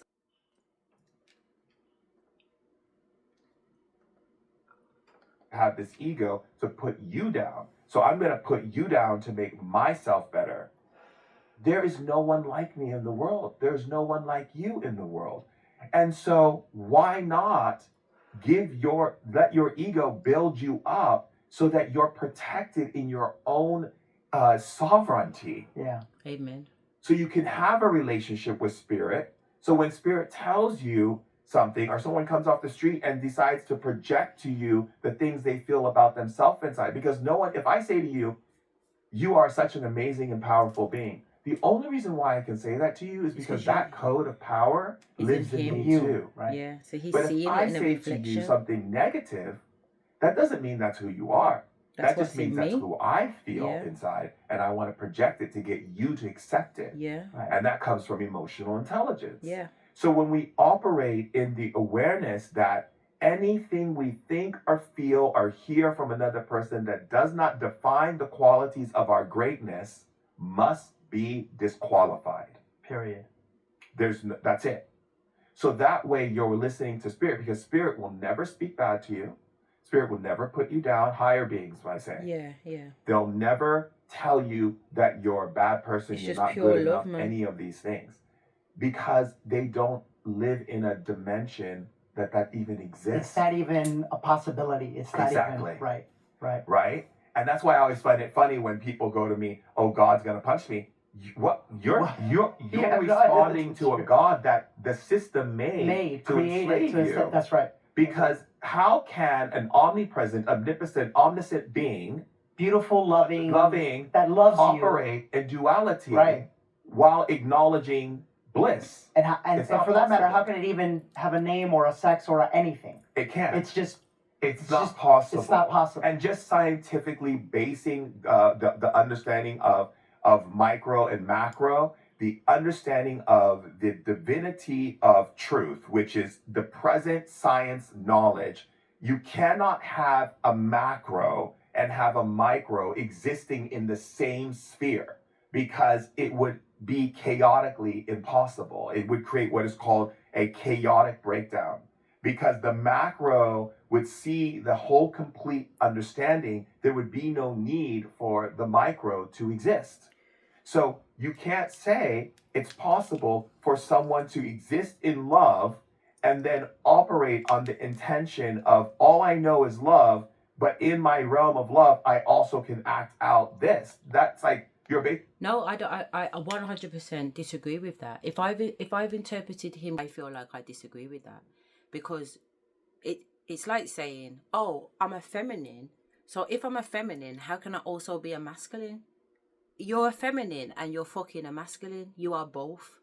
So that means if you think you're operating in light and you're good, the very fact that you are light and good also must mean that you have a fucking dark and bad. Does that make sense? Because we are both. So God, to me, is both light and fucking dark. He has to be. And the devil has to be dark and light. He has to be. He just has to be. So when he's talking about you can't have a macro and a micro, that's fucking exactly what it is. But a macro and a micro means heaven and earth. But the Bible tells you, as in heaven, so on earth. They're two compelling, they're two parallel, whether you want to say universes or two parallel opposites. But both can exist at the same time. I can be good and I can be bad at the same fucking time. Because it's a contradiction. Okay, we live in a fucking contradiction. That's what I'm discovering about myself. That's what I'm saying, that I'm sitting here saying I don't like corn. And then I've got the rest of them and about, no, I like popcorn. Popcorn is fucking corn. Caramel porridge is fucking corn. I like corn. I'm having to really understand that I'm all things and nothing at the same time. So that's why I disagree with his point there. Wholeheartedly, I disagree with it. Wholeheartedly. I am light and I am dark. I am both. I am man and I am woman. Feminine, masculine. Don't we know we got a left side brain and a right side brain? We got left and right in the brain. We are both. We are both. We are not one or the other. So God cannot be all light. And I don't think he is. Not to me anyway. I mean, if you read the fucking Bible anyway about God, how can God be all light when he's telling Moses and them and the other guy that took over from Moses to go into that particular fucking village, town, neighborhood, slaughter everybody, kill everybody and take over the blood clot land? All you hear in the Bible is stories about God fucking being disruptive or testing people or whatever. 100%. I know that the Almighty has shown me when I don't listen, I get a thump down.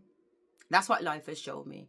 If I don't listen to Spirit, I don't listen to the Almighty. It's my choice, because at the end of the day, I have free will. Just like every other being on this planet has free will.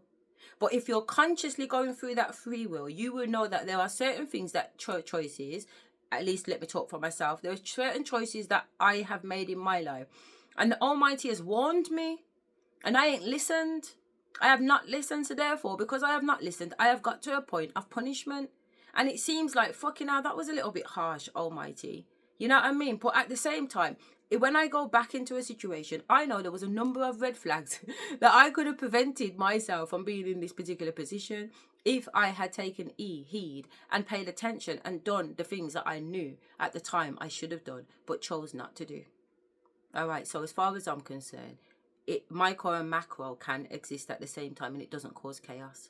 What it causes is balance. And to me, that's the objective. The objective for me, and it's taken a long time, was to balance my feminine and my masculine. Who are my feminine and masculine particularly? my divine feminine Rosie and my divine masculine Sasha, and I'm telling you now, there was a long time of my life where they were in complete opposition, and it felt like I was being split in two, unable to make a decision. Rosie wanted to stay with family and friends. No, they don't know what they're doing. Love them. It's light. You know what I mean? Blah, blah, blah, blah. And Sasha's like, are you fucking mad? Dash them. These people don't have no good intentions for you. Bear argument. Whereas now, there is a clear compromisation. We look at a situation, and instead of determining that Sasha's right or Rosie's right, what we do is we pull on the facts.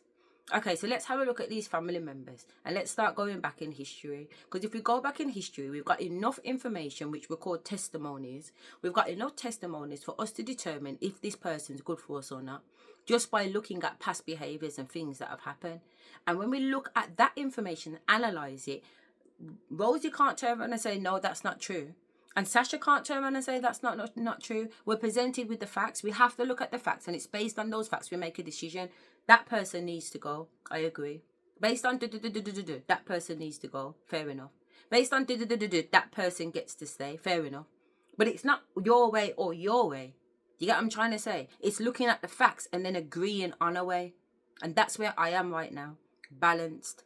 In my masculine and feminine, in my light and my dark. If I need to take action in terms of my children, and I don't know, they've done something, and I need to carry out something, like, for example, I told my son, because he's embarking the energy of my dad for the last 19 months, I should say, since I went into hospital. I've told him, because I was talking to him on the phone when I was in Bali, and I just seen my dad, I seen the demon, I seen the fucking energy, and I said, you know what, I see you. I see you. I said, guess what? Don't be in my house when I get back from Bali. I love my son. I love my son. I love. Words do not express, cannot express the extent that I love this boy. Okay, he's a man now. He's 26 in January. But the Almighty, when the Almighty told me that I was going to give birth to this boy, I was honoured. It's an honour to be his mum. An absolute honour. Absolute honour. But that doesn't take away from the fact that when we look at all the facts, it's quite clear that this boy is not operating in his God energy. It's quite clear that this boy has an entity connected to him. And even though I've watched him for the last 19 months, he can't shake that fucking entity off. So because that entity isn't being shaked off, I'm not rested. My spirit isn't rested. My ancestors aren't rested. You've got to go. If it's a choice of you or me, I choose me all day long. I don't give a fuck. Kids or no kids. Whereas before, I'd die for my fucking kids. Not now. Not now. The Almighty has told me that's not how it works. The children come through you, not from you. They're not your responsibility. They're my responsibility. They got nothing to do with you. And that is a truth. My children are going to have their own path, just like somebody else's child. You can be a good church parent, raise your children up in church, and that child still goes out and wants to look for badness. That don't mean you're a bad parent. That just means that nigga's on a different fucking mission, and you have to let go and accept that. Let your children go be whoever they're going to be. Let them be whoever they're going to be. Let them go. Let them go. Let everybody go. Let everybody go, and let everybody go and do what they want to do. That's what I think. Basically saying that God thinks like a human being. That's right. So there's nothing to evolve to. That's right. There's no evolution then. That's absolutely right. And so when I was growing up as a kid, I was studying my shamanism with the family members who were teaching me how to access my powers, to speak to spirit, to connect into those deeper places. But I also studied religion. I got very devout into the Bible, studying scripture, Matthew 1-2. What does that mean? What is the book of what is Corinthians? What is the book of Leviticus? Where did it come from? I went and moved to Israel. I lived and walked the path where Jesus walked. I went to Egypt and lived in Egypt. I went to all the places that they talked about in the Bible and met and lived in religious families. I moved to Israel and lived with a religious family, went to synagogue every day. I studied the Torah, learned how to speak Hebrew. I wanted to understand Aramaic language. Yeah. I wanted to understand the depths. What is Buddhism? Yeah. What is this about? Why do you have a Gohanzen? And what is Namiho Renge Kyo? And what is the depths? And what is the Bhagavad Gita? And what is the Bhagavad Gita? And what is the whole understanding? So at a very young age, I decided that in order to be the shaman that I'm going to be, Yeah. I'm not going to just be a shaman who understands African lineage, No. which is where my roots come Yeah. from in shamanism. I'm going to delve into the depths of other people's way of understanding things. So you could understand them. So I can understand them. Yeah, and You know understand what God. you did, shaman, which is what, and this is my challenge to everybody listening to this right now. What you did is what very few people have the courage to do. Is you accepted. Mm-hmm. You accepted It's versus not accepting, rejecting it's and surrendering. making something wrong. Yes. Because that's what people do, is they make their belief, their religion, their way, their system right, and everything else must be wrong. Not only must it be wrong, if you were to ever look into anything else, you're going to go to hell, or you're going to get punished, or whatever, because that's the construct that you live in. You live in this construct that you have created, that the only thing that could possibly be right is what you believe is right. And in order to defend that construct and protect that construct that you created, you have... No, worse than that, because most of us are born into the religion. Most of us as children, our religion is dictated to us. Most of us take on the religion of our parents. So it's not that, what he's just described. Some of us didn't even get a chance to choose our religion. You know what I'm saying? If you're born into a Muslim family, the expectation is that you will be Muslim. And most of the people born into Islam don't change. They don't even seek out another religion. They stay in that religion. But the fact is, it was already given to them. It was already given to them. I do not impose religion on my children. I do not impose religion on my children. You know what I'm saying? Do what you feel to do. Do what's in your soul to do, because I don't know. I don't know. Nobody, does anybody know? So how come all these religious people seem to be so sure of themselves? So sure of themselves. And when you ask them and question them, because I do, very similar to that man. I mean, at the moment, like I said, I've got a Torah, I've got a Quran, I've got a Bible. I've been diving deep into like Ethiopian Orthodox Christianity, because that's where the original Christianity comes from. I've just come from Bali and been initiated into all of the Hindu gods and everything. I've already gone through my initiation with the African traditional religion gods. Do you know? So for me, that information is important, but that desire for information in those areas are coming from within me. And a lot of the time, I've already gone through the school of those religions in past lives. I already have the information within me. So even though I'm on this quizzitive quest, it's just to affirm what is already in me. When I was in Jamaica doing a ritual dance in October, I started to do these Hindu finger moves and everything as I was dancing, and a lot of them was happening behind my back. But while they were happening, I'm getting all these downloads of past lives, of information, etc., which obviously led to the trip to Bali. Because I actually saw myself as a Hindu, I actually saw myself as Shiva, you know, and there was a lot of it that makes sense. I mean, Hinduism is one of the oldest religions anyway. Let's just verify that.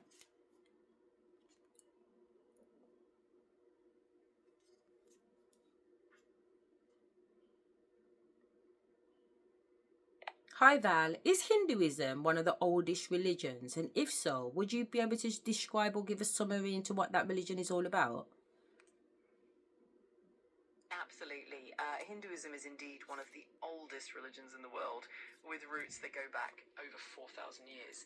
It's a complex and diverse faith that originated in the Indian subcontinent. At its core, Hinduism encompasses a wide range of beliefs and practices, but it generally focuses on concepts like dharma, duty, righteousness, karma, the law of cause and effect, and moksha, liberation from the cycle of rebirth. Hinduism is also known for its vast array of deities, with Brahma, Vishnu and Shiva being among the most prominent. It also includes sacred texts like the Vedas, Upanishads, Bhagavad Gita and Ramayana. It's incredibly diverse and has many philosophical schools and regional traditions, making it quite rich and varied. What is the actual oldest religion then? That's a really interesting question. Hinduism is often considered one of the oldest continuous religions, but it's hard to pinpoint a single oldest religion. There are ancient spiritual practices and belief systems that predate Hinduism, such as the indigenous traditions of ancient Mesopotamia or ancient Egyptian religion. Additionally, some scholars look at indigenous spiritual traditions around the world that are even older. So it kind of depends on how we define religion and what criteria we use. But Hinduism definitely stands out as one of the most ancient and continuously practiced religions. So what about African traditional religions? What's the oldest one of those recorded? African traditional religions are incredibly diverse and ancient as well, and many have roots that go back thousands of years. It's a bit tricky to pinpoint one single oldest religion because different ethnic groups across the continent have their own unique belief systems. And some of the well-known ancient African belief systems include the Yoruba religion from West Africa, the ancient Egyptian religion with its complex pantheon, and various other indigenous faiths across different regions like the Akan religion in Ghana or the San spirituality in Southern Africa. Each of these traditions is ancient and deeply rooted in the cultures and histories of their people, making it a rich and varied tapestry of spiritual heritage. Can we touch on the Akan religion? Just because when I was in Africa this year, I come across this, and I've got a book on the wardrobe actually. But do you want to just go deeper into the Akan religion, please, or people? Absolutely, I'd love to dive into that. The Akan people are an ethnic group primarily found in Ghana and the Ivory Coast, and their traditional religion is really rich and vibrant. It revolves around the worship of a supreme god, often known as Nyame or Onyame, and it also includes a host of lesser deities and spirits known as Abozom that represent natural forces and ancestors. The Akan religion places a strong emphasis on the reverence of ancestors, and they believe that ancestors have a continuing influence on the living. There are also important cultural practices like the use of symbols known as adinkra, which convey philosophical concepts and proverbs. It's also fascinating to see how the Akan religion has influenced art, music and community life. So if you have that book, I bet it's got a lot of fascinating details to explore. Thank you. And how old is that Akinka Akan? The Akan people have a long history that stretches back at least over 1,000 years, with some estimates suggesting even old. Hello? Hey there, I'm still here. If you have any more questions or want to dive deeper, Can you just repeat that last bit because it was stuttering? Of course, I was just saying that the Akan people have a long history that goes back at least over 1,000 years, and some estimates even suggest their origins are older than that. It's really fascinating how deep and rich their cultural and religious traditions are. Okay, I've got a kinka, or however it's pronounced, symbol on my hand, and it's an African symbol. My nan gave me this symbol before I even went to Africa, and it got tattooed on me because these tattoos are from 2023. I didn't go to Africa until 2024, so I was very surprised when I went to Africa and seen this sign. But this sign, it looks like a tree, but it's kind of like, because my tattoo is red, you can hardly see it, but it looks like a tree. And this means resilience. Are you familiar with the symbol in Ghana that stands for resilience, from a kinka symbol? Yes, absolutely. The Akan Adinkra symbols are really rich in meaning, and there's one called Tuafe, which is often represented as a wooden comb or sometimes a tree-like shape, and it symbolizes cleanliness, nurturing, and resilience. There are also other symbols like Eban, which represents protection, and Fawahodie, which stands for freedom and independence. It's so fascinating that you encountered it both in your family history and then in Africa itself. It definitely adds a special layer of meaning to your tattoo. Thank you. Yeah, honestly. I mean, I literally do have a book. In fact, I can just grab it.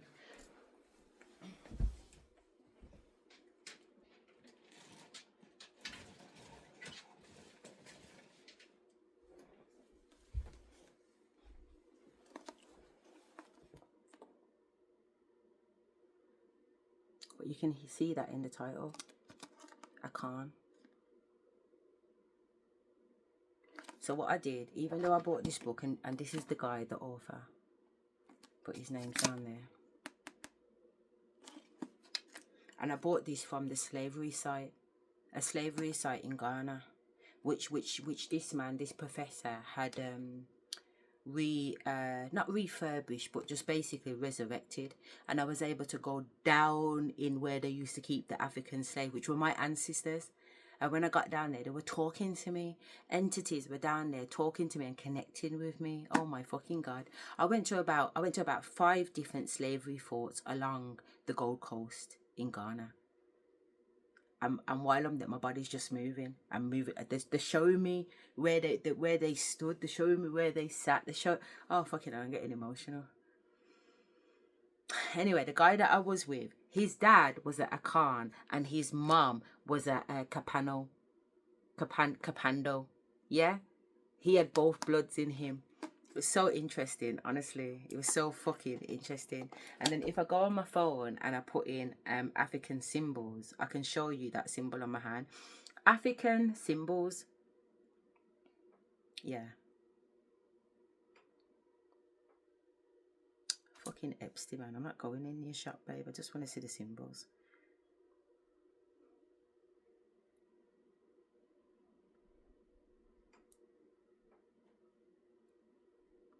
I mean, it's tiny, but I'm going to show you my symbol that I just showed you on my hand. There it is.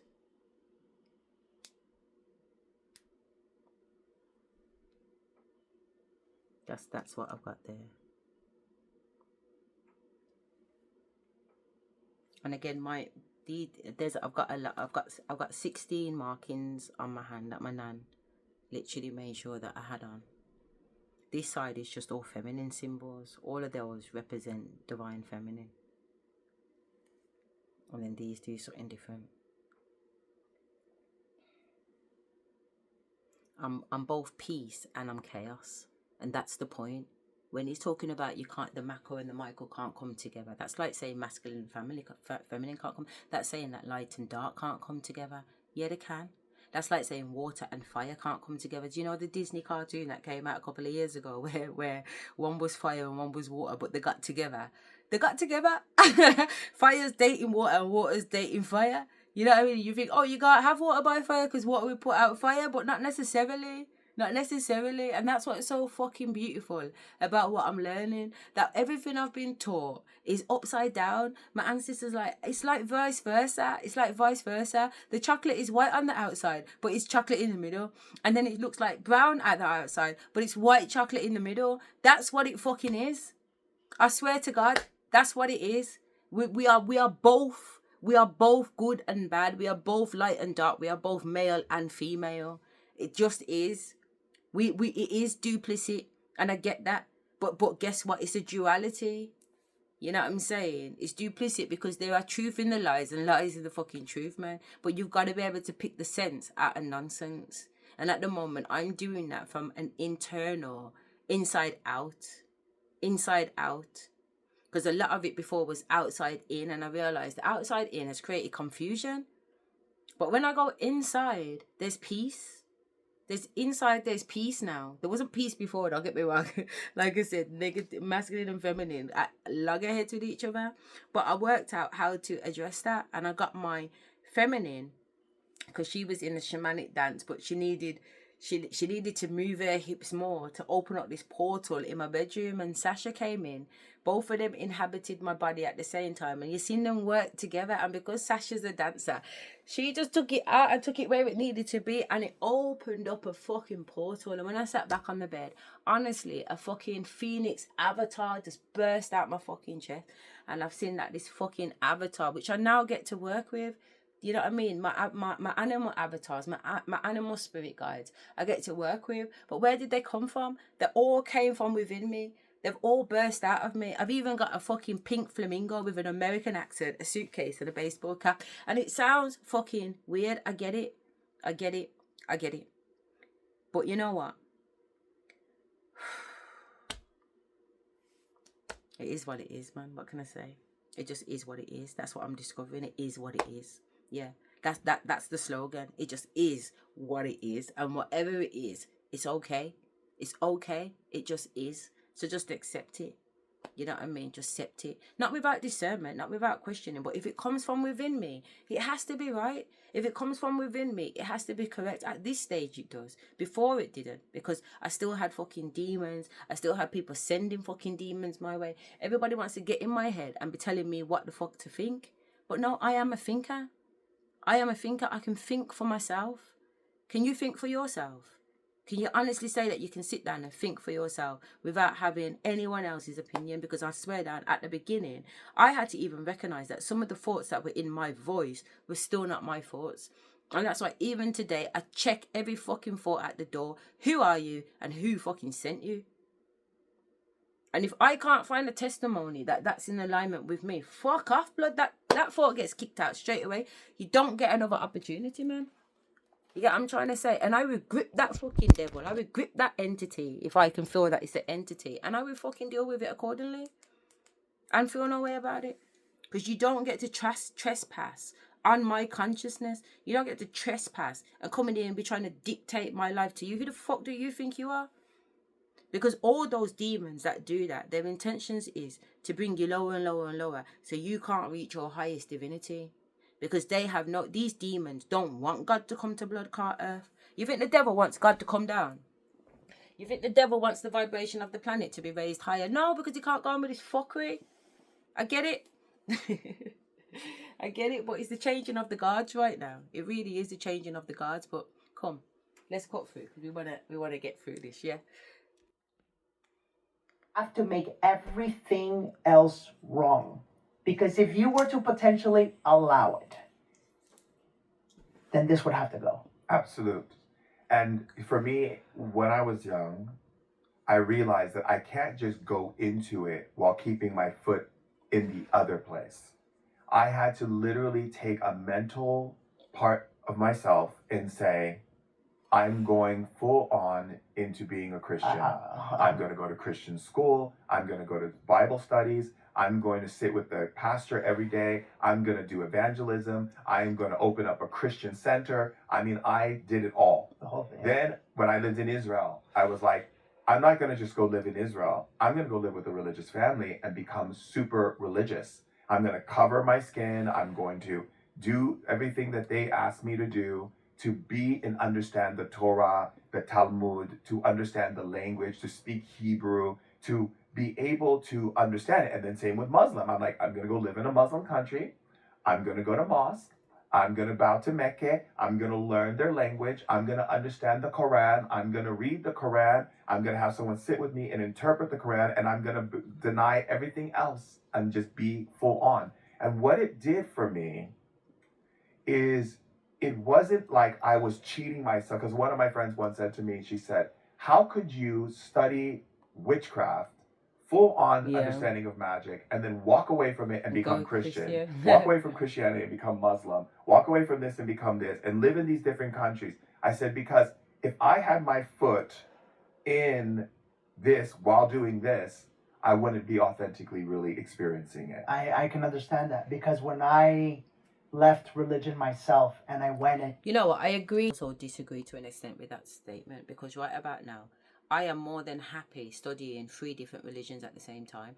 I've got 3 law books downstairs. I've got contract law, administration law, and legislative law. My level of intelligence can handle studying multiple things at the same time. You know, I'm doing a PhD on one side. I'm doing shamanism on one side. And if you look in my car, I'm doing a level 3 wine tasting course. Do you know what I mean? And don't get me wrong, I do agree to an extent. And the reason why I do agree is because I had a mentor. She's on LinkedIn. You can go and check her out. She's called Queen Bee. And she says to me that you need to be able to prioritize the one thing. So she gave me a book called Prioritizing the One Thing. And I read it. And I do agree. I do agree with the man's points in the book that, you know what, yes, it is very good to prioritize the one thing so that you get a whole 360 understanding of it. But my brain doesn't work like that. I don't need to study something wholeheartedly to gain an understanding of it.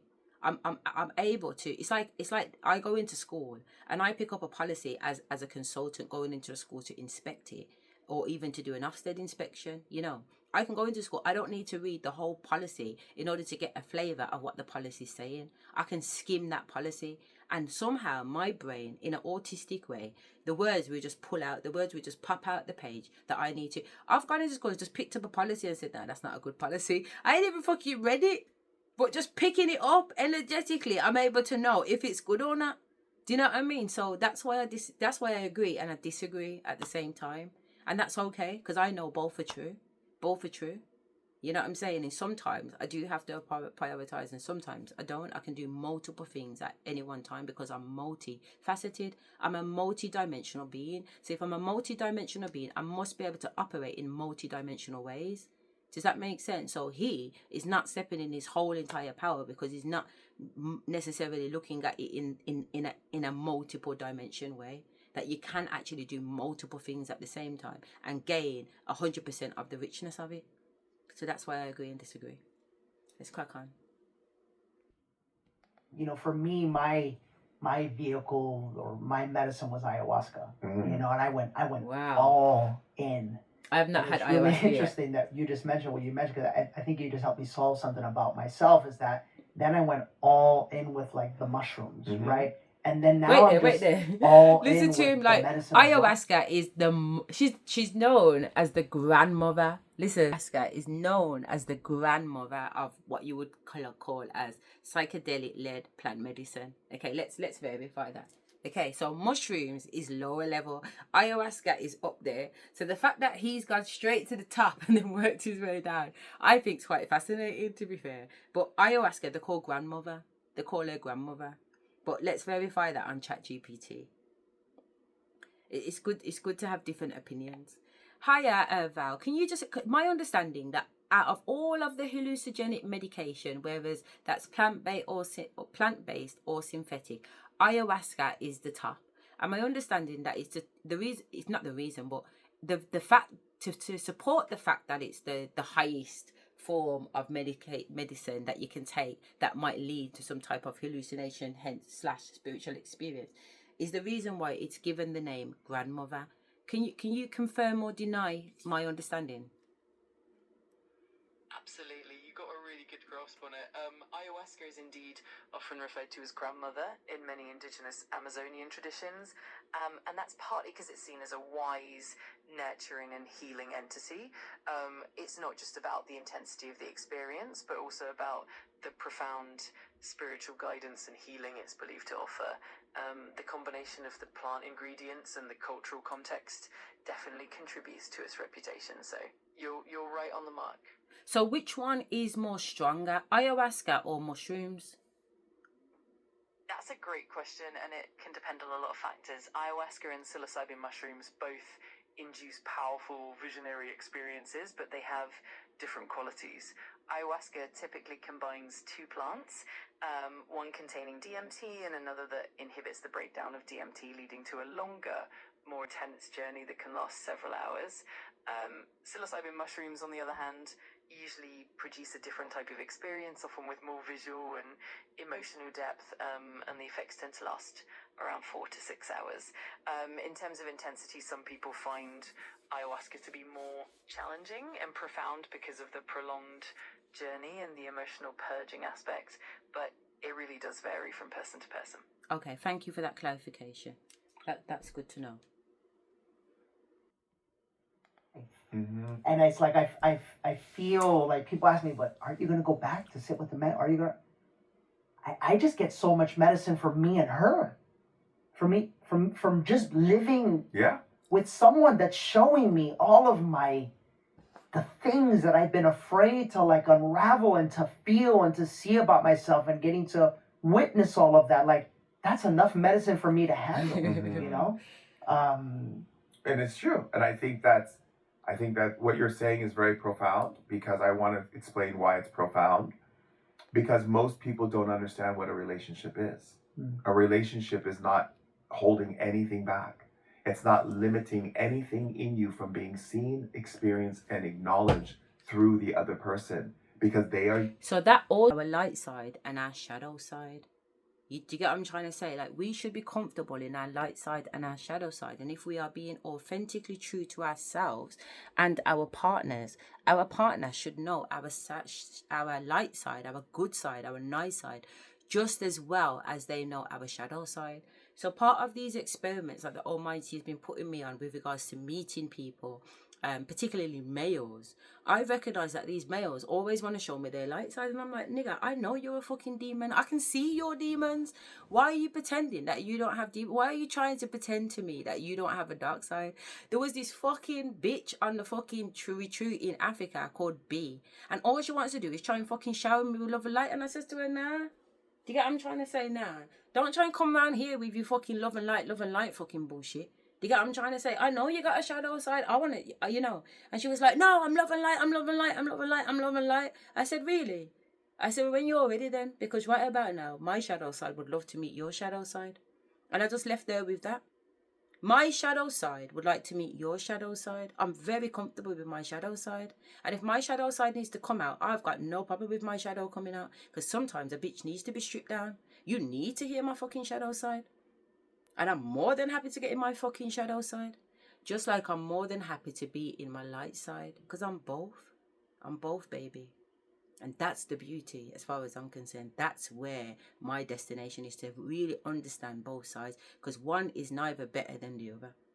One is, my good side ain't better than my dark side, and my dark side ain't better than my good side. They're both just as fucking sexy and just as fucking amazing. And I love them. I fucking love them. And when I talk to my shamanic tutor, that's the vibe that she's on too. She's very aware of her light side, and she's very aware. You couldn't not be aware of your shadow side as a shaman, because sometimes there's some fucking demons that you need to go in on. So how can you be light when you're facing demons? But not only that, I got Bibles here. The Bible talks about a war in heaven. How can there be a war in heaven if light's just light? It clearly must mean that agreeable beings had to become disagreeable beings in order to fucking fight a war. But not only that, the Bible, according to the Bible, according to religious texts, heaven won. And the devil and the fucking people, the angels that followed him, were cast down from heaven to the earth. Which leads me to my other point, that, well, all the fucking demons are here, at it.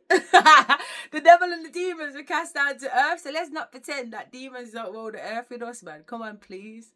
But let's go back to the main point. For there to be a war in heaven, agreeable beings had to understand their disagreeable selves in order to fight against disagreeable beings. Do you know what I mean? And then in order for those disagreeable beings to become disagreeable beings in heaven, at some point those beings must have been light. You get it?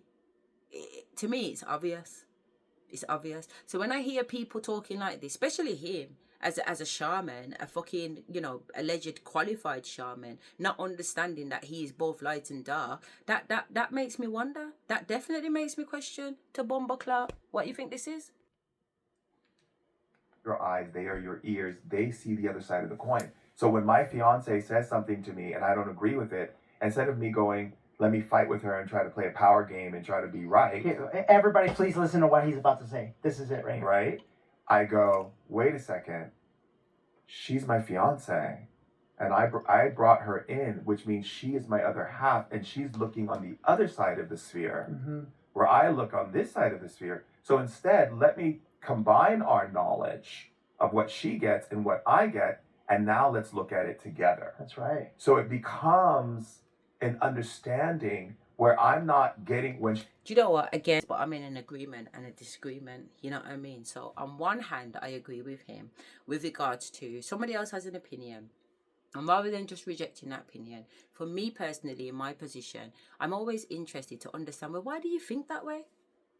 I think the opposite, but I'm really, really interested in why you think that way. So therefore, I allow the person, or I encourage the person to explain. I mean, half the time they can't explain it. But for those that can explain it, that's what I'm looking for. I'm looking for your explanation. How did you reach that conclusion? Because for me, it's about facts. And it's about the facts of a person's testimony. What have you experienced in your life that justifies that perspective that you have is correct? And if they can't justify it, then sweep that to the side. Unless they're coming from a place of, you know, sometimes you can just know something without knowing. You know what I mean? And again, I do appreciate that. But that person needs to explain to me that it's coming from a place of just knowing. I don't actually know. I just feel that way intuitively. I can get down with that 100%. But to just not know, that's not good enough. You can't just not know. You have to know. You have to know something. You've come to a definitive understanding, and you're standing 10 toes down on it. So therefore, you need to be able to fucking back it. And if you can't fucking back it, we got a problem, Houston. We definitely have a problem. So that's one element of the agreeing and disagreeing argument. And then on the flip side of it, when somebody comes in and says something to me, it's not about not being harmonious with what they're saying, but at the same time, I have to know where I am. So if I'm in a relationship today with a man that is telling me something and I wholeheartedly disagree with it, there's one thing of me understanding where they're coming from, but there's also knowing that within myself, I stand 10 times down in my position, because I actually do know, and I know for myself. I'm not going to be convinced by someone just because that person is my partner, because that can be a fucked up thing too. So if we go back in history and look at King Solomon had God's favor. King Solomon had God's favor. Do you know what happened to King Solomon? The man wanted how many fucking wives? So when he's bringing in all these wives from all these different countries that believe in all these different beliefs and have all of these religions, he's allowed these wives to share their religious beliefs, share their knowledge with him. And he has taken that knowledge on, whether or not she's had a good reason or whatever, but somewhere along the line, he has taken that information on. And by taking that information on, he has been drawn away from God. The man's now worshipping fucking idols. So obviously the anointment of God was taken away from him. So what does that tell you? You can't sit down with your man or fucking blood clot woman and listen to what the fuck they've got to say. God first. God first. All day long. God first. Let's just do the facts on the Solomon thing. But I'm serious. God first. I don't care what, man. I'm saying to my man, when my kingdom spouse comes in, yo, listen, check God first. Don't listen to me. Check God first and let me know what you and God's taught, and then come chat to me. You understand me? And first of all, we need to clarify which God you're fucking talking to. But as long as me and you are talking to the God first. Don't come to me. Go to God. Because that's exactly who I'm going to. God. And when I get my answers, I'll come back and I'll question you based on what God told me. So what is my reasoning for saying that? I'm saying this because I got a download and this is what God says to me. What did God say to you? Do you understand where I'm coming from? That's where I'm coming from, I should say. So let's just clarify the story of King Solomon. Hi Val, I just want to touch on the story of King Solomon. My understanding is that King Solomon had God's favour up until the point he started to be influenced by his many wives. And by becoming influenced by his many wives, it then led him to carry on with activities that were against God. And therefore, he lost God's favour. I know I'm kind of summarising it, but are you able to elaborate on that or confirm or deny if what I'm saying is correct or wrong? Absolutely, you're pretty much on point with that summary. King Solomon is known for his wisdom and for having God's favour, especially in the early part of his reign. However, as he grew older, he did have many foreign wives, and they led him to adopt and worship other gods, which was against the commandments. This ultimately led to a decline in his spiritual standing and, in a way, a loss of divine favour. It's definitely a nuanced story that shows how even someone as wise as Solomon could be led astray. So your understanding is definitely aligned with the traditional narrative. Led astray, led a bomber clot astray by his wife. By his wives. Was the main wife somebody called Makeda or Michaela? So King Solomon had many wives, and the Bible mentions some of them, like the daughter of Pharaoh and women from various nations, but it doesn't specifically name a wife like Michaela or Nikeda. The names and the number of wives can vary in different historical texts and traditions, but generally the idea is that his marriages to foreign women led him to adopt their religious practices, and that was the main issue. But yeah, the main point is that those influences contributed to his spiritual decline. I remember reading about a Pacific wife of Solomon, though, and it wasn't from the Bible. In fact, it was from another book, like a book talking about the Ark of the Covenant. But the book is called one moment, I just want to have a look at what the book title is, because it should be in my books, isn't it? Absolutely, take your time. There are indeed many texts and traditions outside of the Bible that explore Solomon's life and his relationships in more detail.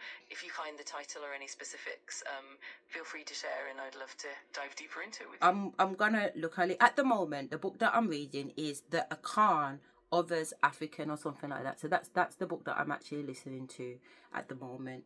But that is not the book that I want to tell you about. So that's the actual name of the book, that title there, if you're interested in it. And then you can see some of the other books. So there's the book that I'm talking about, this one. Okay. Can you hear me? The book that I'm talking about is called The Kebra Nagast, the Queen of Sheba and Her Only Son Malik.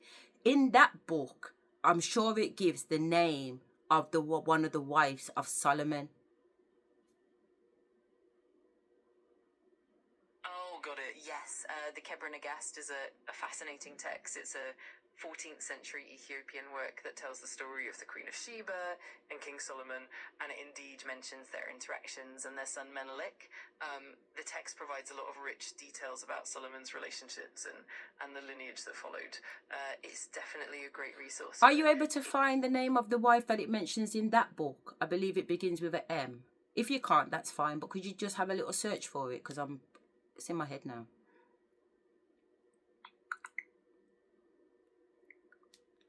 Yes, exactly. The name you're recalling is Makeda, the Queen of Sheba. The Kebra Nagast definitely highlights her connection with Solomon and their son Menelik. It's a really intriguing part of the story and adds so much depth to the legend. Sorry, are you saying that Makeda and Sheba are the same person? Yes, exactly. In the Kebra Nagast, the Queen of Sheba is often referred to as Makeda. So Makeda and the Queen of Sheba are indeed the same figure. It's a bit of a name. But how can that be the case? Because Solomon started to believe in the idols in his later stage of his reign, whereas Sheba was in the earlier stage of his reign. Because I think when Sheba went there, he hadn't started to build the temple for the Ark of the Covenant. That's a great observation. You're absolutely right that the Queen of Sheba's visit to Solomon is generally thought to have taken place earlier in his reign, when he was still relatively aligned with the faith and building the temple. The later period where Solomon began to adopt idolatry is often seen as separate and came much later. So while the Kebra Nagast intertwines these narratives to create a more cohesive story, historically there's definitely a timeline gap. Thank you for clarifying that. Thank you, because that I would have gone in on that if you hadn't clarified. No, that's great. Okay, thank you very much. Okay, I just want to go through some of the titles of the books that I've kind of been interested in. So the Kebra of Nagas, the Akkad and Other African and the Souris star system. I've got Alchemy of the 9 Dimensions. I haven't started that book. I just downloaded that the other day, but I'm very interested. I have started it a little bit, but it the Alchemy of 9 Dimensions. I've traveled up the 9 dimensions. I've gone up the 9 dimensions. It was like a big tree. Anyway, we won't go there. The let them theory, which is very, very important because it come to me in a spiritual download. God said, let them. And like, they're hurting me. They're trying to do this to me. They got me caught doing this. And God said, let them. Let them do everything I want you to do. Trust me. And I let them. I didn't fight nobody. I didn't cuss out nobody. I didn't go on with nothing with nobody. I let them. Very, very good. Then you've got The Blackout by Candice Owens. Then you've got Spirit Hacking. I mean, honestly, fuck's sake. Spirit Hacking. Then you've got The Practice. Then I've got The Future of Money. Then I've got The Unicorn Delusion. Then I've got Men Don't Love Women Like You. Then I've got Whole Tactics. These are fucking great books, you know. Then I've got Breaking the Habit of Being Yourself. I've got Meta Spiritual Handbook. How to be spiritual without whatever. I've got The Alchemist. Everybody should have The Alchemist in their lineup. We Should Be Millionaires. That was a good book by Rachel Rogers. I've got The Power of Body Language, which is very important. I've got Leadership Success, Extraordinary Leadership, Higher Brain Functions, Hypnosis and whatever. I've got 2012, and I've got Honor, and I've got Entwined with You. Now, if you look on my other one, I've got Rich Dad, Poor Dad, whatever. I was just thinking of one. What's it? It's like, I can't remember what it's called. I wanted to say Millionaire or something, but it's not. It's like a really, really old book. But honestly, anyone looking to kind of get into like leadership or have a better understanding, it's a good book. So I'm very, very thirsty for knowledge. I'm not just saying it. I actually am. You know what I mean? I'm very, very thirsty for knowledge. But that's why I'm able to have different perspectives on things, because, you know what I'm saying, I can weave out different information and rely on different sources. And when I hear something, my little neurons will go away and they find that information and come back. So I'm not saying I mean, don't get me wrong, in some cases I am a genius and I am able to tap into my genius gene and fucking kill it. But generally, when I'm not working with spirit and I'm just me and it's 3D me, I know fucking shit. Sometimes I can't even fucking spell Monday. Sometimes I can't spell fucking Monday. Do you know what I mean? Literally, well, not literally, but you know what I mean. You know, so yeah, I can, it's everything. I am all things. No one's one thing. We're interdimensional. But again, I just wanted to touch on that point, what he was saying. So She says something and it upsets me. I'm not blaming her for upsetting me. I'm thanking her for for activating my trigger, so I can see why am I being triggered. And it's not really about her. It's actually something from my childhood or something that I'm experiencing that I haven't. That is true. That I haven't brought love to within myself. Yeah. That's right. Absolutely right. Yeah. See? And so a lot of people go into very triggers. dysfunctional relationships because they're actually dysfunctional themselves.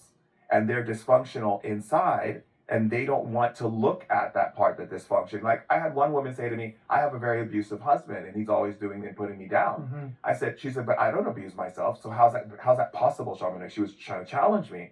I said, I'll accept your challenge, my darling. So here's how it is. Every time you say you're not good enough or you feel you're not good enough, that's called abuse. So you are abusing. See, I wouldn't even said that to her. That to me. I would have said something like, the very fact that you know your husband puts you down and yet still he's your husband, that is the fucking abuse. If you know somebody is abusing you and you stay there being abused, you are abusing yourself, clearly. Tell the man to fuck off and go about your business. You're not attached to him. We don't have to be attached to anything on this earth at all. In fact, we shouldn't be. So by definition, you're with a man that's abusing you. You're abusing yourself, mate. Yourself. Realize what abuse looks like to the spirit world. Because you're so used to it that you think it's life. Yes. So you've manifested yourself in another body to show you what that looks like from the outside. That's right. That's called karma. That's right. And so but you know what? And it takes me back to, it's like fair enough, he's saying that's called karma of life, to be fair, because karma is more about what you put out, you get back. That's karma. Let's by definition confirm that.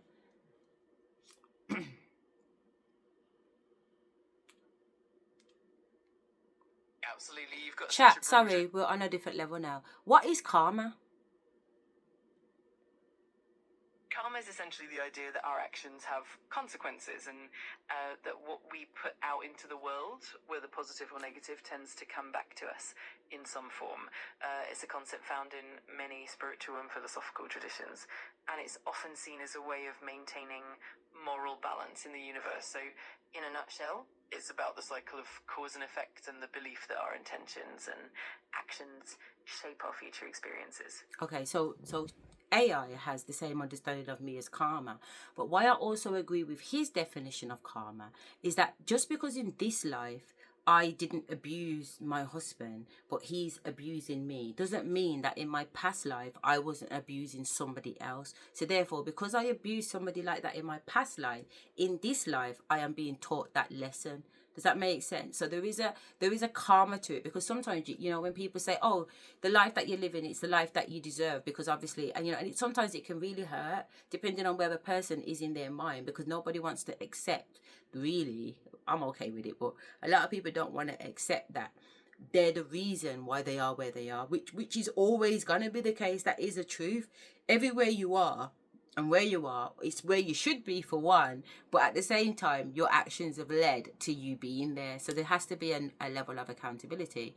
But going back to his point with regards to the relationship being karma in that moment, I don't know if I agree with him. But sorry, I'm not probably asking you a question, Val, because I don't think you understood what he said. So what I'm going to do, I'm going to rewind it for you to listen to his definition of karma and then give your feedback on that. Okay, so let's do that.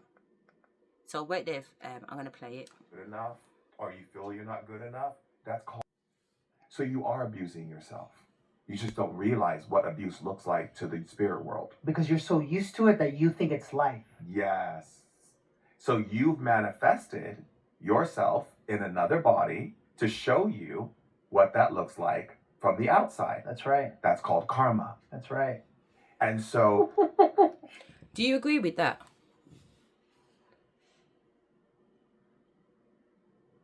Absolutely, I get what you mean. That perspective on karma is definitely a nuanced one. It acknowledges that the patterns we experience in this life tied to past actions, whether in this life or previous ones, and it also highlights the importance. He's not saying that. He hasn't at any point has he mentioned a past life. What he's mentioned is that you've manifested this partner into your life to abuse you. That's karma. Gotcha, that makes sense.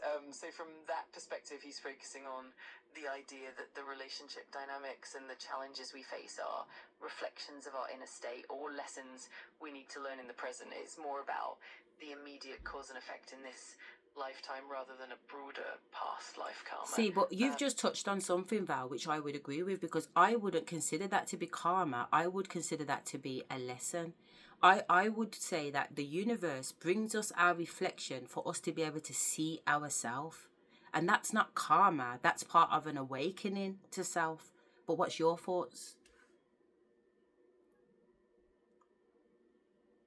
I love that distinction. Framing it as a lesson or a reflection definitely emphasizes growth and self-awareness rather than just punishment or consequence. It really highlights how the universe and our experiences are opportunities for personal evolution and awakening. It's definitely a more empowering way to look at it, focusing on growth and the potential for transformation. I definitely resonate with that viewpoint. So what do you think about his viewpoint? I think his viewpoint definitely brings an interesting perspective, especially in how it encourages people to look inward and recognize their own patterns. It can be a powerful way to prompt self-reflection and growth. At the same time, I think it's also valuable to consider the broader context. Like the idea of... And what is the broader context?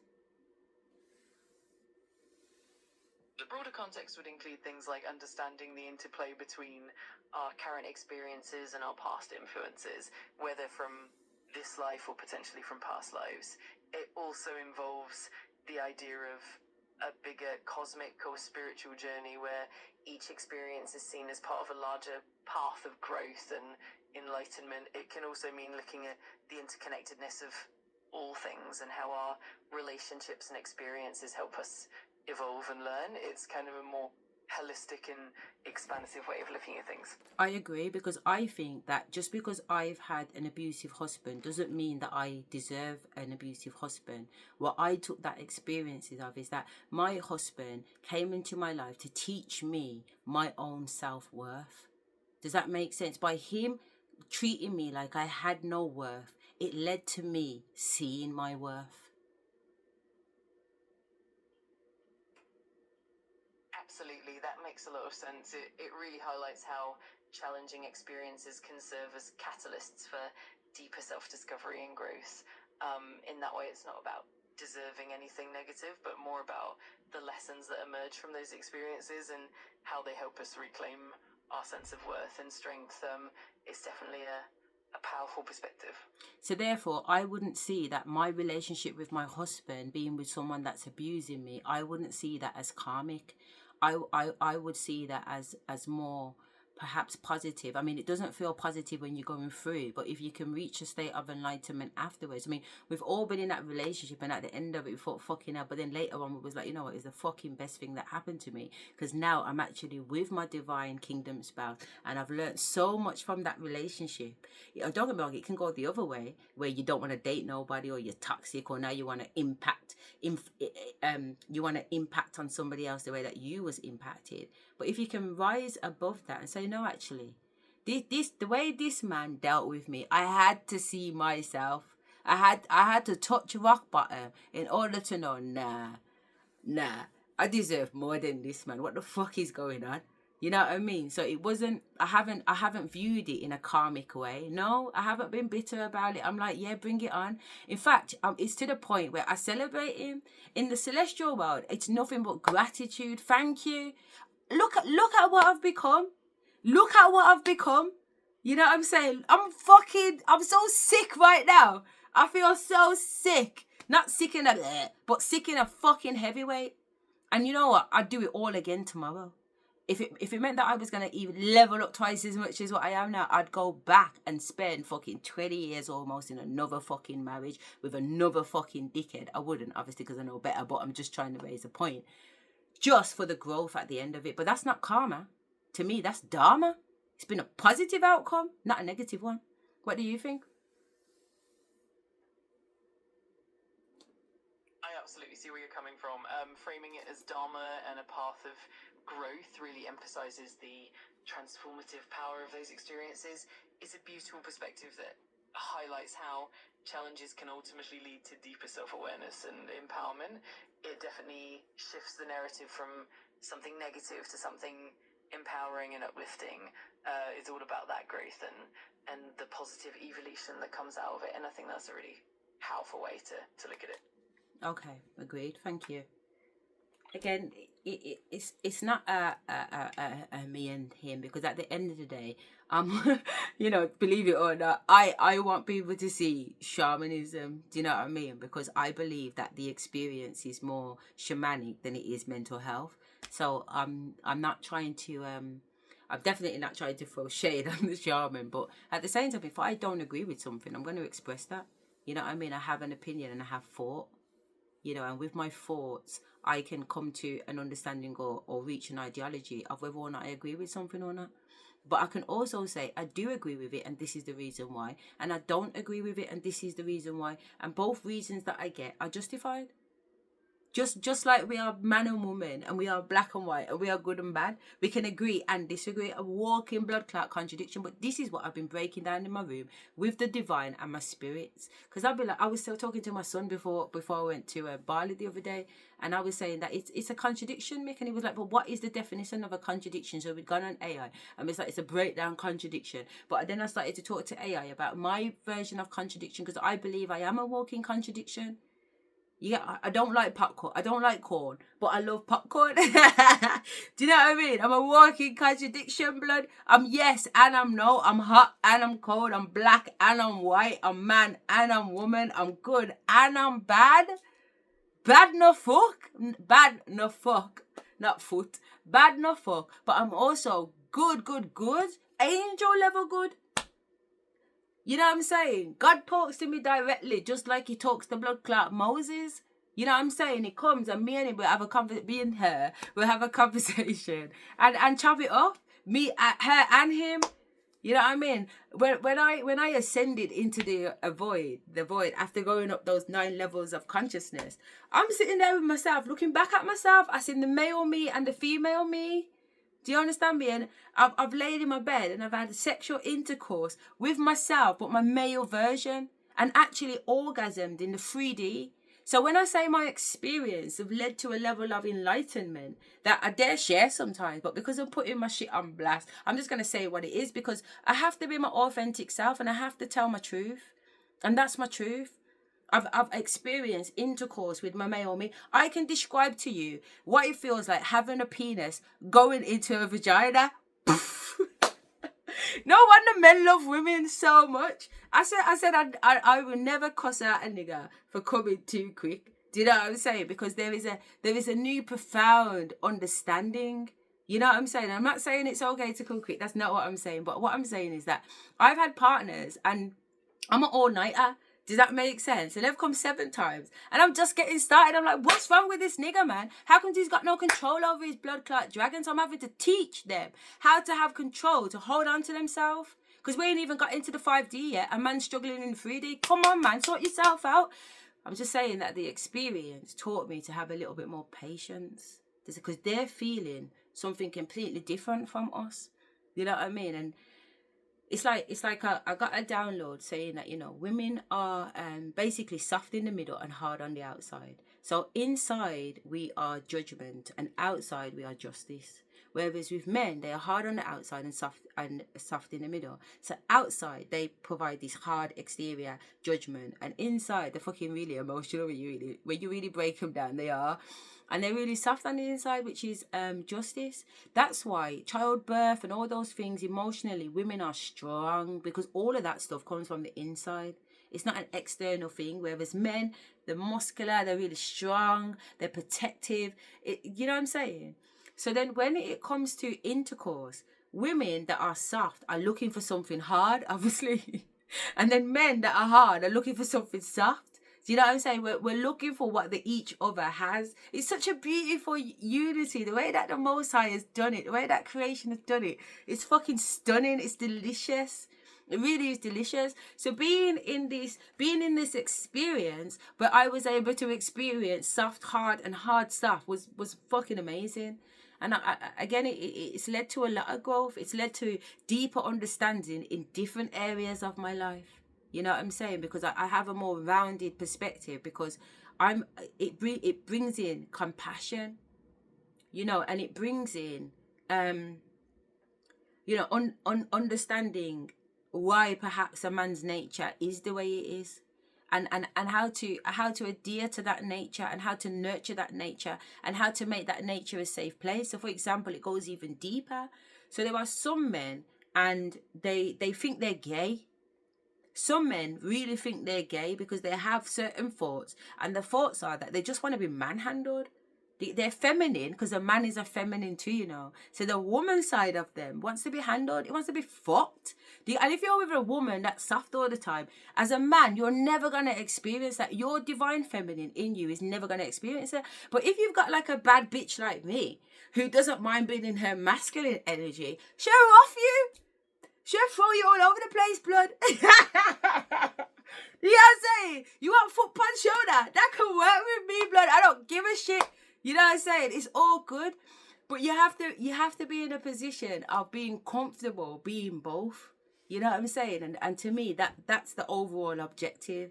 Is to really be balanced in one's masculine and feminine, to the point where even when you're with your divine masculine, it's okay for him to step into his divine feminine and feel protected.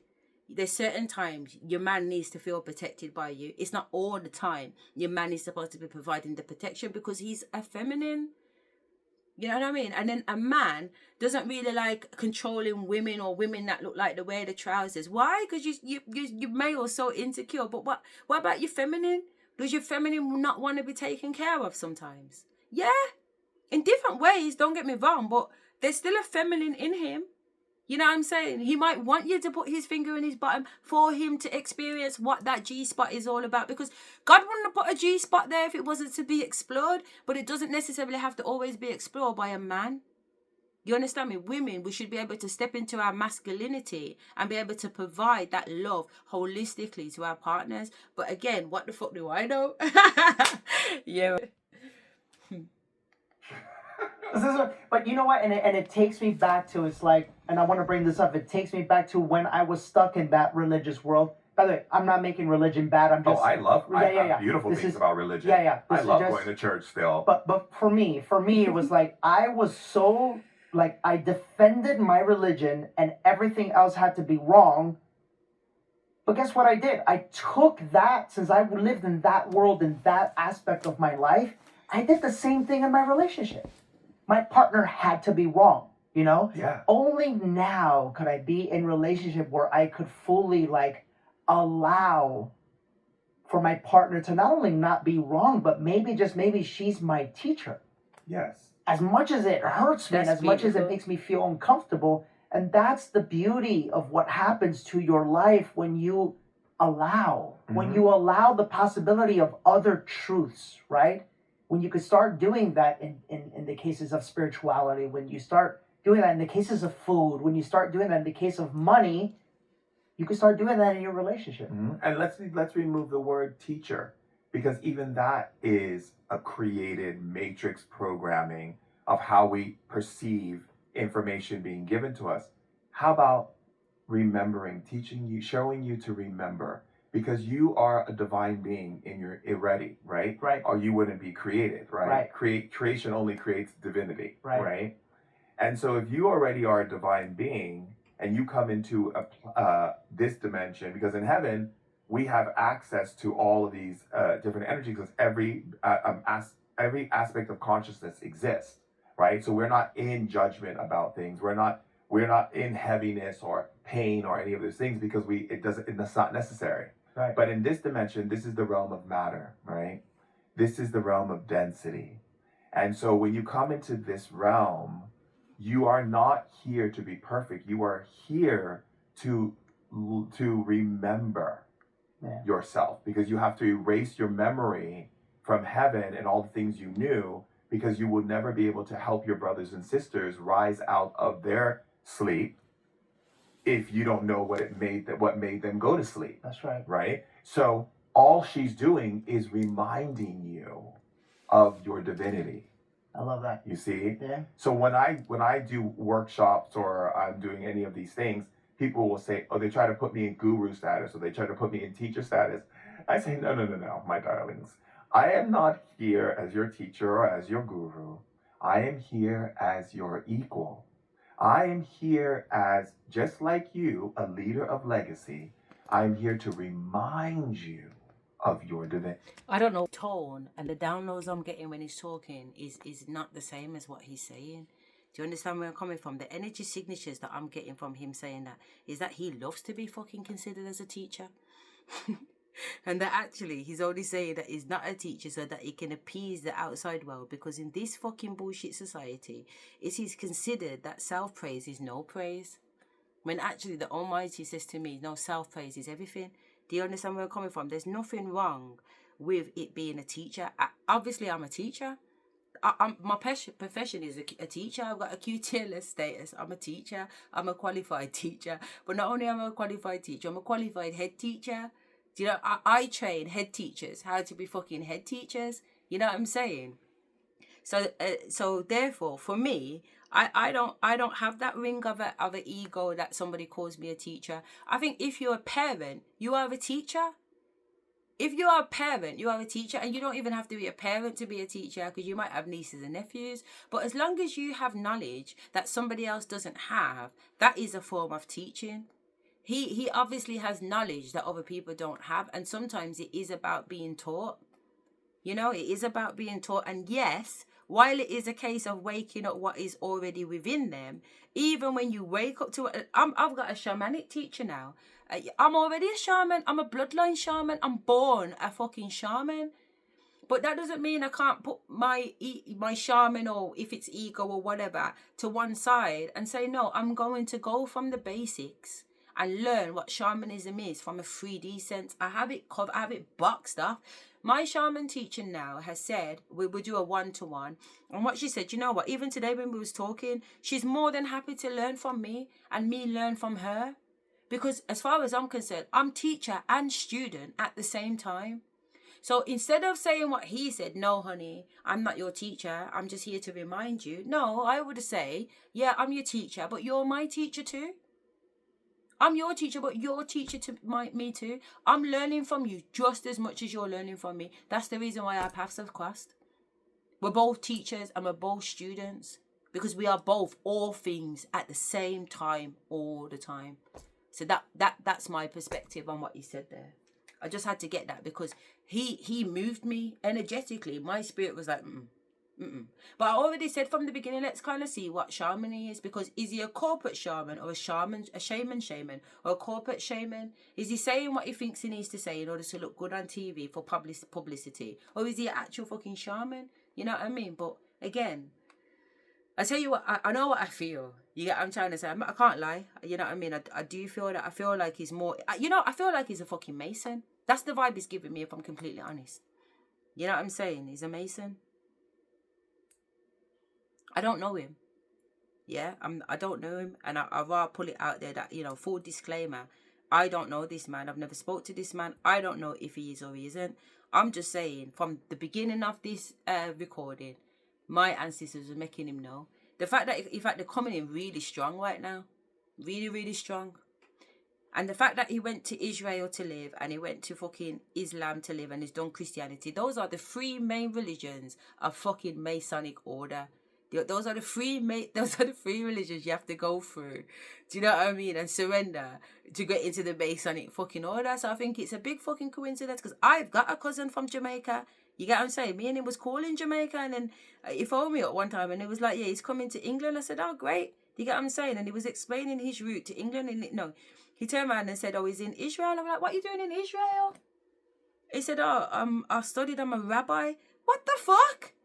In fact, you know what? Let's research how long it takes. What is being a rabbi? What the fuck is a, you know what I'm saying? What's it doing about? What is?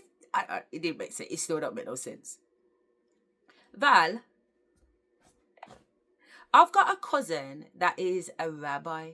What does it take to become a rabbi? How do you qualify as a rabbi? And how long does it take? And what does it entail? And what are the benefits? Becoming a rabbi is definitely a rich and involved journey. Generally involves several years of intensive study. Most rabbinical programs are affiliated with seminaries or yeshivas and can take anywhere from about 5 to 7 years, depending on the denomination and a specific program. The process usually includes extensive study of Jewish texts like the Torah, Talmud, and other rabbinic literature, as well as learning Hebrew and Aramaic. There's also training in pastoral care, ethics, and community leadership. In many cases, candidates also undergo internships or apprenticeships within a synagogue to gain practical experience. The benefits of becoming a rabbi include being able to serve and guide a community, leading religious services, providing counseling and support, and helping to preserve and teach Jewish traditions and values. It's definitely a meaningful and fulfilling path for those who feel called to it. So, in order to be a rabbi, you have to be able to read and understand Hebrew. Yes, exactly. Hebrew is a core part of rabbinical studies. You'll need to have a strong understanding of biblical... And how hard is it to understand Hebrew? Is it a difficult language to learn if you don't start with that language? So, for example, I only know English. If I was to go and learn Hebrew, is it something that I would find difficult or easy? It definitely depends on your language background and your learning style. For English speakers, Hebrew can be challenging because it has a different alphabet, right to left scripts, and unique grammar structures. But many people do find it rewarding and manageable with consistent study and practice. There are also plenty of resources and immersive experiences that can help speed up the learning process. So while it might have its challenges, it's definitely possible and can be quite fulfilling. Thank you. And what has a rabbi, a imam, and a priest got to do with masonry? That's an interesting question. Well, rabbis, imams, and priests are leaders within their own religious traditions. Freemasonry is a separate and distinct organization. That said, there are often overlaps in terms of ethical teachings, moral values, and community service. Some individuals who are religious leaders may also be Freemasons, and they might find common ground in the values of charity, brotherhood, and personal development. But in general, Freemasonry is a fraternal organization that's not tied to any specific religion, even though it does welcome people of various faiths. Okay, so that's the textbook side of Freemasonry. But I have actually come into contact with a lot of texts. Okay, so for example, I talked on one of my videos about the Black Book from the ancient Egyptian order written by Dr. Malachi York. And in that book, he was a Mason. He was a 33-degree Mason, as what I understand it.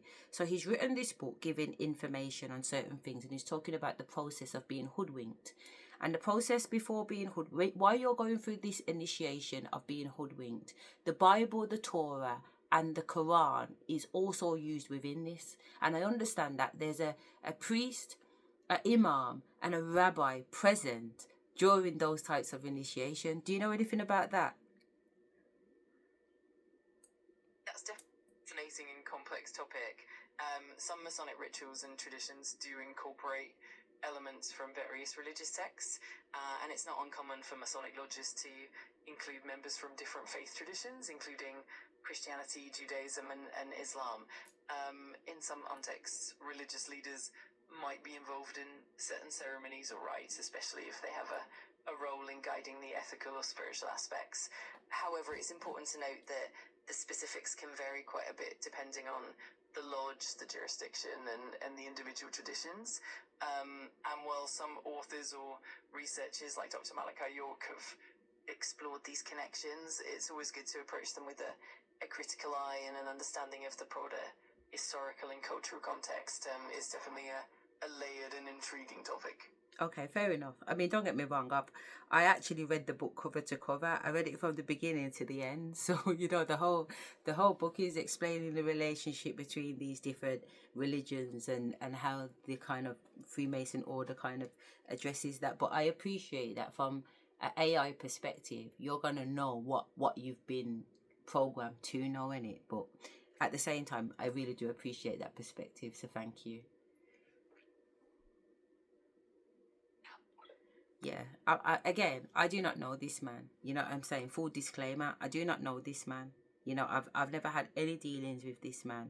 He's never met me. I've never met him. But just energetically, that's the vibe I get from him, man. Straight Mason. But let's go. I lay a buffet out for everyone to eat from. You can eat from it or not. It's your choice. I'm here for a certain amount of time. You can partake of that which I have to give, and if you don't, that's fine, and I'm not upset.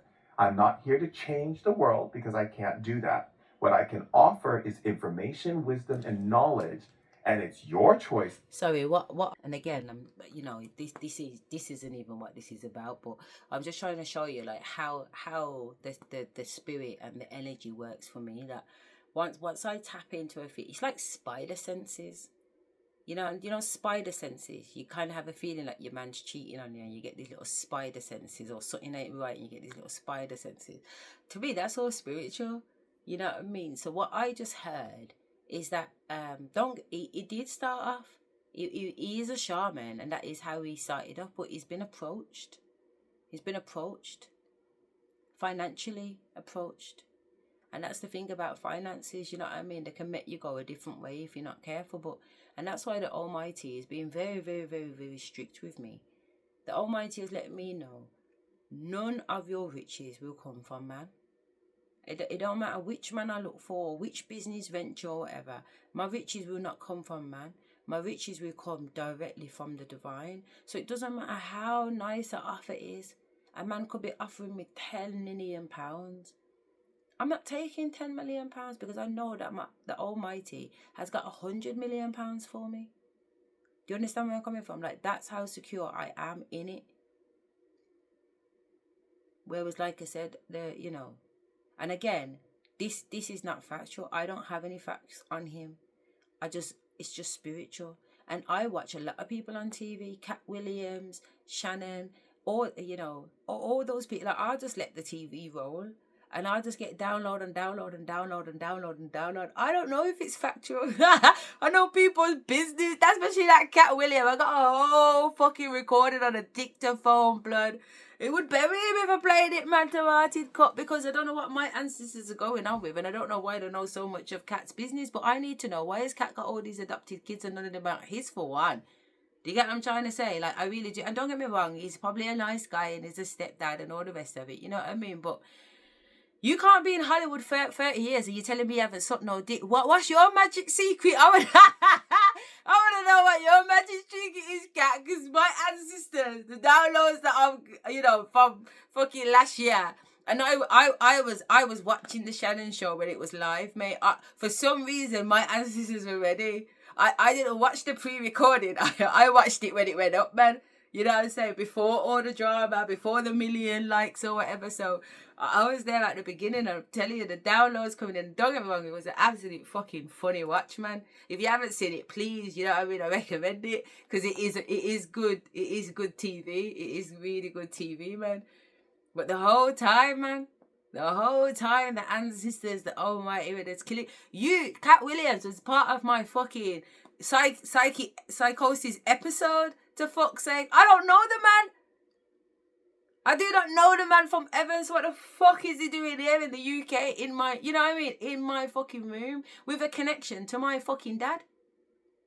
It's so crazy. But again, that's what we're looking into. Is this mental health, or is this spiritual conscious expansion? Okay, guys. But I just try to share the levels that no one is safe.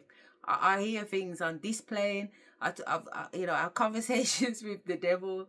You know what I mean? If they exist or not exist, I don't know. But you know what I mean? I know I've had a direct conversation. It come to me and started the conversation. I never went to talk to no blood clot devil.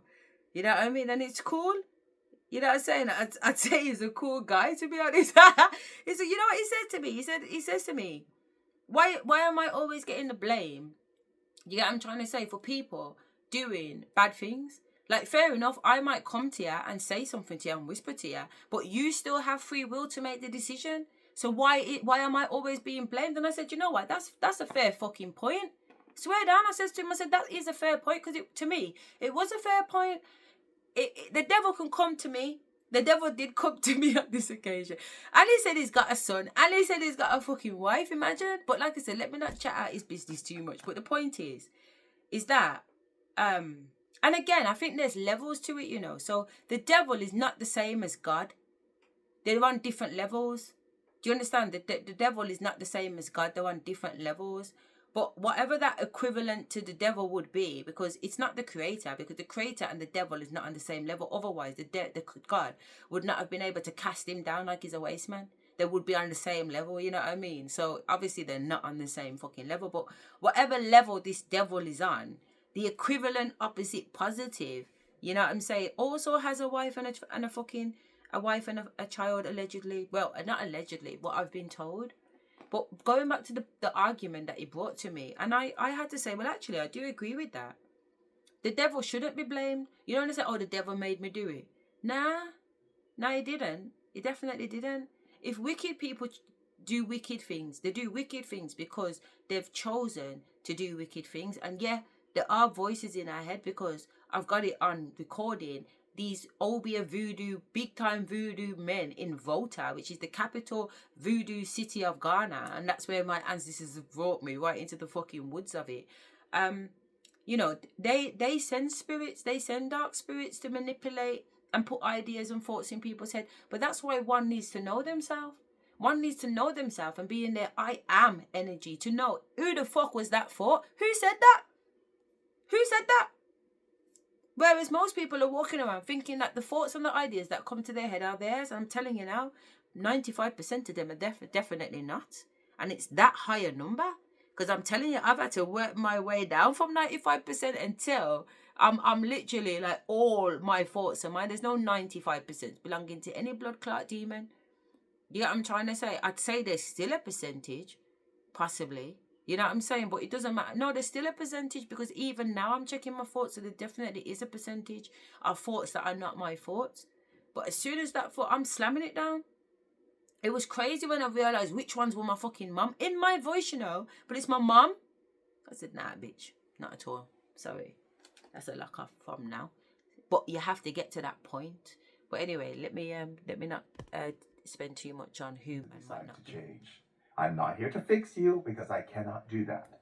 I am here to offer you things to nurture you and give you the space to see the greatness of your being. And if you choose to see it, then wonderful. That's it. Because the moment you start going into, I have this mission and I have to do this and I have to change the world, that's the moment you start putting expectation on yourself. That's the moment you start beating up on yourself or comparing yourself to someone else who's doing something. That truth to what he's saying in terms of that's the moment. But to me, it's bigger than that. What I come to realise, because most of my life until I got to this point, so we're talking about 2019, 20, I was in that frame of mind, like, oh, I've got to help the planet and I've got to save mankind and people are starving and it's my responsibility to feed everybody. But that wasn't coming from a place of ego, because I'd felt that way from a child. And that's the reason why I stayed with my family for so long. That's the reason why I stayed in my relationship, my marriage so long, and other relationships, because I felt that there was an obligation for me to support these people. But what I come to understand now, that is a programming. It's actually a matrix programming.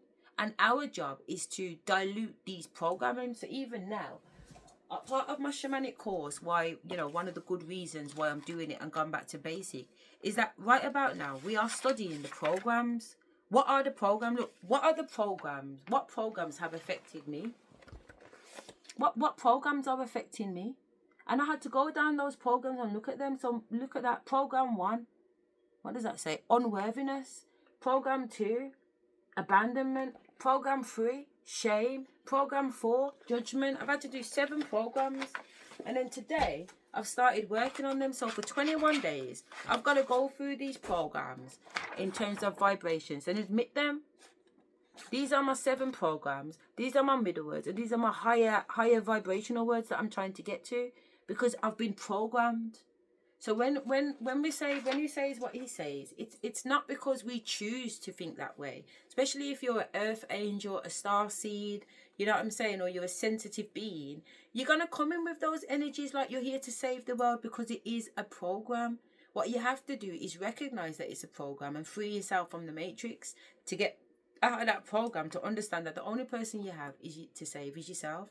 And that's why when I said earlier that whether you're my kids or you're not my kids, I don't care. I choose me because I'm no longer part of those programs. Those programs are not me. It's not my responsibility to save everybody. It's not my responsibility to do for anybody. It's not my responsibility to worry about the people starving on the street. And it's not my responsibility to worry about the kids that don't have no food. And that's not me being nasty. That's me looking at life like to say everybody is exactly where they're meant to be. By helping myself, I immediately help the world. But it starts with me.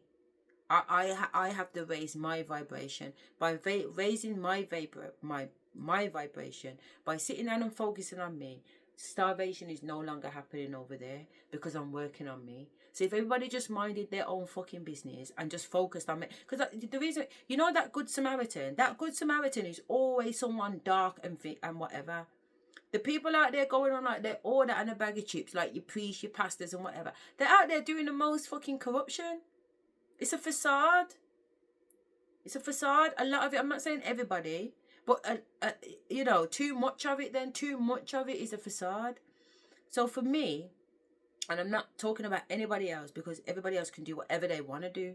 You know, this whole recording and this whole me discovering if it's mental health and shaman, it's not for anyone else, it's for me. I want to know, I want to look at it and I want to get in there like swimwear and I want to look at myself underneath a fine tooth comb, you know, and I'm perfectly happy with being judged by everybody because when I say perfectly happy being judged by everybody, because whatever judgment people bring, it is just a reflection of themselves. So you're not even judging me. So I don't really care about that because you're just projecting. And somebody who stands in there, I am, and knows that I operate like a projector anyway. So people are always projecting themselves at me. It's nothing to me. I'm way mature. I'm spiritually, I'm emotionally mature enough to see it for what it is. The only person that can judge me is the Almighty, and the Almighty is the one telling me to do what I'm doing. So as far as I'm concerned, I'm at peace. I'm at peace with self. Yeah? So this whole research project, it's for me. There's a little bit of my ego because I did say by the time I'm 40, I would like my PhD. And I should have had my PhD. I should have finished my PhD in 2021. So it's not even an ego in a negative way. It was just a promise that I made to myself that I'd like to keep. Simple. I promised myself to have my PhD by the time I'm 40. I'm a lifelong learner anyway. I've got several masters. I've got degrees. I've got qualifications and whatever else coming out my fucking armpits. This has always been me. I've always been a lifetime learner. So if I can go back into my history and see from my history, this is what I love to do, then I don't need to stop doing that. And I can also see in my past lifetimes, particularly like when I was Metatron, you know, as a scribe, calculating and writing down every account of everything that happened. I can see me that because if you look around my room, just literally just here, there's a pile of, you know, let me pull it out. There's a pile of stuff. You know, there's a pile of stuff on research. I'm constantly researching. I'm constantly looking in. This is for my project. You know what I'm doing. These are all, you know, that's the kind of work thing. I know that my mortgage company isn't going on right, so I've looked into it. I've got the loan, I've got the registration, I've got the letter to send off to the fuckers. Do you know what I mean? And then down here, I'm really big on sovereignty. I want to know. Spirit's been downloading to my sovereignty, so that's my birth certificate now. I don't even have a proper birth certificate. I've gone and researched UK law as far back as 1066. You know what I mean? To really understand what I want. I've even created my own stamp. You know what I mean? And what have I created my stamp on? I've created my stamp based on the Freemasonry Banner bird. But you're not gonna know. But what I'm saying, for me, I like researching. I like looking into things. I like digging a little bit deeper. You know what I'm saying? So yeah, I know the importance of a thumbprint in blood. You know, and why? Because I've researched these things. Just like he's saying that he researches, I research. You know what I'm saying? Look at this. Dear Birmingham City Council, I hereby give notice that the legal fiction Mrs. and my name on my birth certificate number, and I've put the birth certificate number, was incorporated under the Companies Act 2006. I turned myself into a corporation. The government name is now a corporation. It's not a real person. It's a straw man. If you know, you know. You get what I'm saying? As a private company, on the 9th of March 2023, company number, and is now formally owned under common law jurisdiction of a natural woman by me. You know what I mean? Please find enclosed the following information for public record to be updated immediately. Instructions, letter of regulatory, copy of birth certificate, copy of unenrolled document of name change, certificate of incorporation of private limited company, and copy of company UTR number. You know your UTR number, isn't it? Company unique taxpayers reference. Anyway, like I said, it doesn't really matter. I'm just trying to tell you that all around me is paper, all around me is research. You know, there's even the Old Testimony, you can see post-its in. I like to learn, I like to investigate, I like to chop it up with spirit, and I like to know what the fuck is going on. You know what I mean? All of my egg blue paper I'm tapped up on. If you know, you know. You get what I'm saying? If you know, you know. You know what I mean? But again, it could be fictional, it could be real, who knows? But it doesn't matter. I'm willing to spend the time because I research very quickly. If I research as a PhD student, I get the information fairly quick. But if I tap into spirit and do it, oh my God, it's like AI. We're AI, believe it or not, we're AI. I told you this video was going to have more of a spirit and all that kind of thing coming in. You know what I mean? So please, you know, just, you know, work with the wave, because at the end of the day, we are investigating DID, and I'm saying that I'm someone who is displaying signs of DID. But am I mentally ill, or am I part of a spiritual awakening? All right, so we've only got 3 more minutes of this video. It's 2 hours and 50. Let's try and get this done by 3 hours. All right, let's go. Hey, The moment when you step out of service, and you activate the idea of I have to, I better, or else. And I don't live my life like that. I live my life for the sake of service, because I choose to leave the buffet out. I choose to create the space for you to do these things, not because I'm on a mission to fix you. I'm just giving you things to play with. And if you feel the need to play with it and you want me to show you how it operates, I will. And you gain. I do think that's a beautiful statement. I do, and I think that's how it should be. Like, my biggest mistake that I've learned is that I was seeing that my family and friends needed help, and I was taking it upon myself to help, whether that be in forms of money or providing a solution or taking on their burden and making it mine. I was doing all that bullshit. And I had, karmically, that was my karma. I had to learn that nobody asked me, and even if they did, the fact is I still had to choose and consent to do it. But nobody asked me to do that. Who the fuck do I think I am, trying to come into somebody else's life and fixing it? Am I fucking God? Am I God? Am I God? Should I be going into anybody's life and trying to fix anybody else's life? No, I'm not God. I'm me. I'm going to stay in my lane from now on. And I'm going to just stay in my lane. But at the same time, what he said was just beautiful. You know what I'm saying? Because I do have the ability to do things, but I should wait for an invite, is what I've been told. My ancestors have told me by invitation only.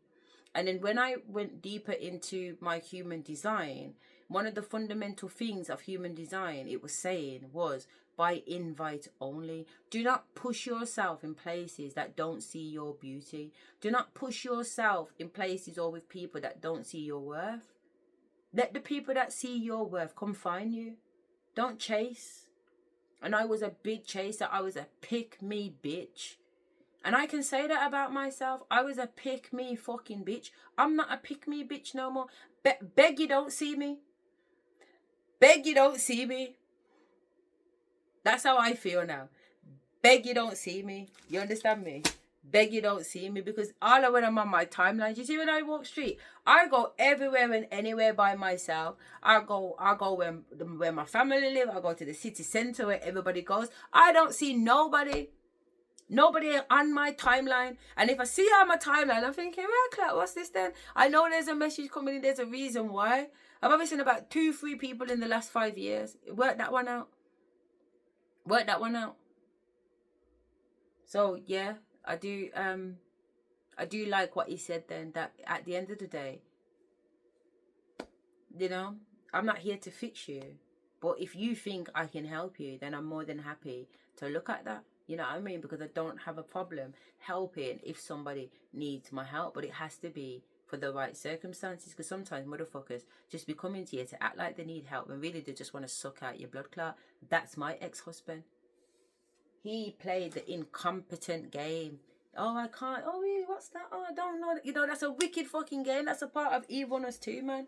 You know what I'm saying? And don't think it won't be addressed or you won't be held account for it, because you will. But at the same time, for everything he pretended not to know, and I went out and got to know, it just powered me up more and more.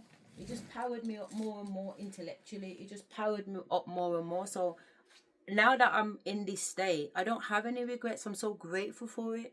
I mean, I'm absolutely grateful for everything. I'm grateful for everything bad that happened in my life. Seriously, wholeheartedly. And I'm grateful for everything that's good in my life.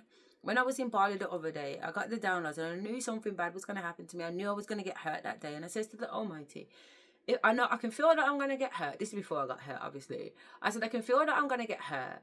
But if this is part of my karma, or the last bit of my karma that I need to distinguish and get rid of, I'm more than happy to fall off the bike. I'm more than happy to get hurt.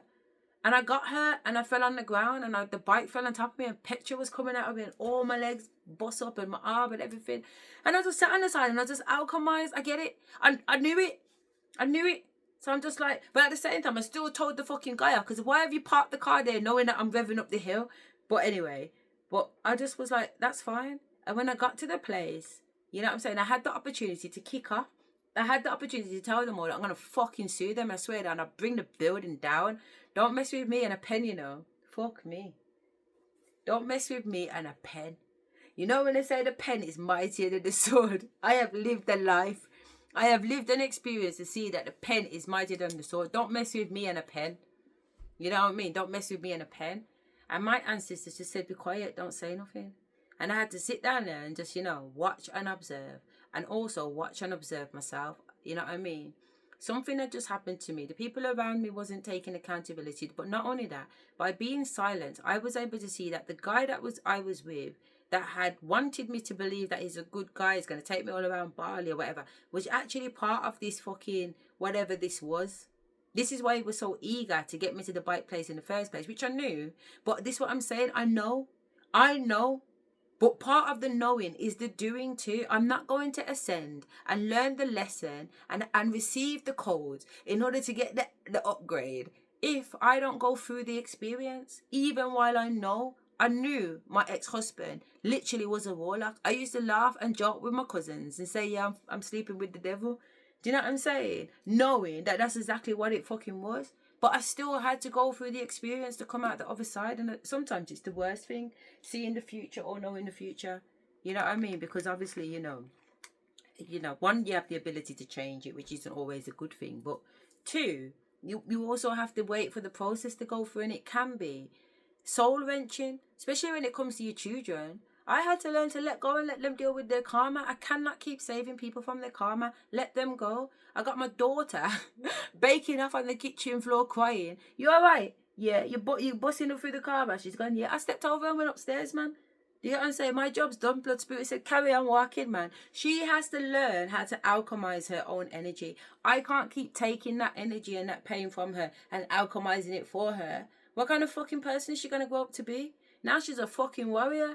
2 years on of alchemizing for her own bumper clap. So don't mess with her. Something happened last year on the phone and she was like, Mom, can you believe it? She's like, so what are you going to do about it? She said, yeah, I'll phone you back in a bit. She went about her business, did what she needed to do, phone me back. It was like nothing ever fucking happened. She alchemized that shit like it was nothing. And I said, yeah, I am so proud of you. I'm so proud of you. You know what I'm saying? I'm so proud of you. My son, he had 2 twins in July. You know what I'm saying? And I was like, no, his spirit's like, he needs to bake off, man, leave him. And I'm telling you, the father that he is, without me fussing around, because I'm a right little mother's head, I am. I really am. And it's nothing for me to be in there. 2 twin girls, hello. How are you going to keep your hands off them? And spirit's like, no, let him bake. Yeah, I'm trying to say, and I tell you something. The kids were born in July and it's November now. And I have to say, I've never been more proud of him. He's a fantastic dad. He's really lovely.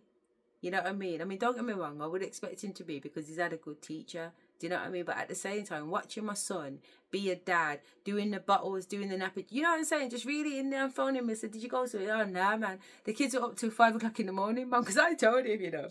I said, yeah, kids are easy, you know. He's like, what's the problem? All you got to do is feed them, change them, put them to bed, simple things. I was like, all right then. Okay. So he said, leave him. Let him discover it for himself. But discovering it for himself is not punishment. I'm not allowing him to discover it for himself because I'm punishing him. It's not a case of, oh, I told you so. Like my fucking mom. I can't wait for you guys to have your girl pick this so they can deal with you in a particular way. No, that's not teaching. That's not teaching. Definitely not teaching. You know what I'm saying? Definitely not teaching. That's something completely different. But if you can get it right on the teaching, and I think as a school leader, I went from being a teacher to a manager to a leader. And then after a leader, I then became a facilitator. And to be honest, to me, that's the goal. That's the ultimate goal. That we should be facilitating. Not teaching, not leading, not managing. Just facilitating. So when he said what he said, I agreed with it because it put the situation in that he's there just to facilitate. It's all in you. But I'm happy to facilitate you on the journey of discovering that it's all you. And I think that's where the magic is. That's where the honey is. But again, I could be wrong. Great power and fantastic. And that's it. So when my fiance talks to me, I'm not going, she's teaching me. I go, thank you for reminding me, babe. Mm-hmm. And she says the same thing. She goes, thank you for reminding me of my divinity. Yeah, I love that. Thank you for reminding me of my divinity. That's beautiful. How can people hear more about you, learn more about you? You know, I do a lot of webinars, workshops. They can go to shamandurek.com. I have an amazing meditation app coming out in the new year, which is going to be next level. I have books. I have that means it should be out already. It's a year ago. Audiobooks. I have a podcast. You know, I do everything I can to create space for people to see how powerful they are, so that there is no excuse for codependency. Mm-hmm. Not excuse, it's more a no reason. To remind people to dream, to be dreamers greater than that which the world wants to project at you. I love that. Well, thank you for being here. Well, thank you for having me. And thank you for being a part of my journey. Absolutely. Thank you, both of you. That was really good. Thank you so much. Watch this one 10 more times. I think I'm going to watch this one myself a couple of times. I feel like a bunch of you are going to start to get it. I feel like a bunch of codes are going to start to unlock. I feel like a bunch of you are talking about codes. And that's what this podcast is all about. So we'll see you next week on another episode of The Higher Self. Thank you. Thanks for watching this week. You're welcome. So this video, because really this video was to kind of bring in a shamanic side of things, to really understand that there are people out there that really do believe that they're tapping into spirits. and they're tapping into a 5D. It's not just a 5D, it's 5D, 6D, 7D, 8D, 9D, 10D. You know what I'm saying? Like, there are all these dimensional levels because it's infinite. You know what I mean? It's infinite. But I really did enjoy that. And I also enjoyed giving a perspective on it too. So whereas most of the videos have been very much about me talking, or I've had tarots in, I want to start introducing some more of the literature, if you like, in terms of people's knowledge around the subject that have become experts in their field and are giving their perspective on what they've learned based on their research. And I think that's key to this research proposal. So I'm going to say good night, because I think it's going to be my last video tonight. What time? We'll timestamp it so we know what time we're finishing. So it's now 8 o'clock, 6 minutes past 8 on Friday the 14th of November. So if you are here at the end of this video, thank you very much. I'm sending you, am I sending you? No, I'm not sending anything. I'm raising my energetic vibration. And if you are available to catch it, then you will receive it. Do you know what I'm saying? So just be you basically, and as much as you can, try and get into that I am energy, because really the only relationship I believe that you need to have, but probably shouldn't say that. I was going to say the only relationship I believe that you need to have is with the Almighty and the ancestors personally. But at the end of the day, I am a human being I am a spiritual being having a human experience. So the human part of me desires interaction and connections naturally. So I probably won't make that original statement, but I will say good night. So take care.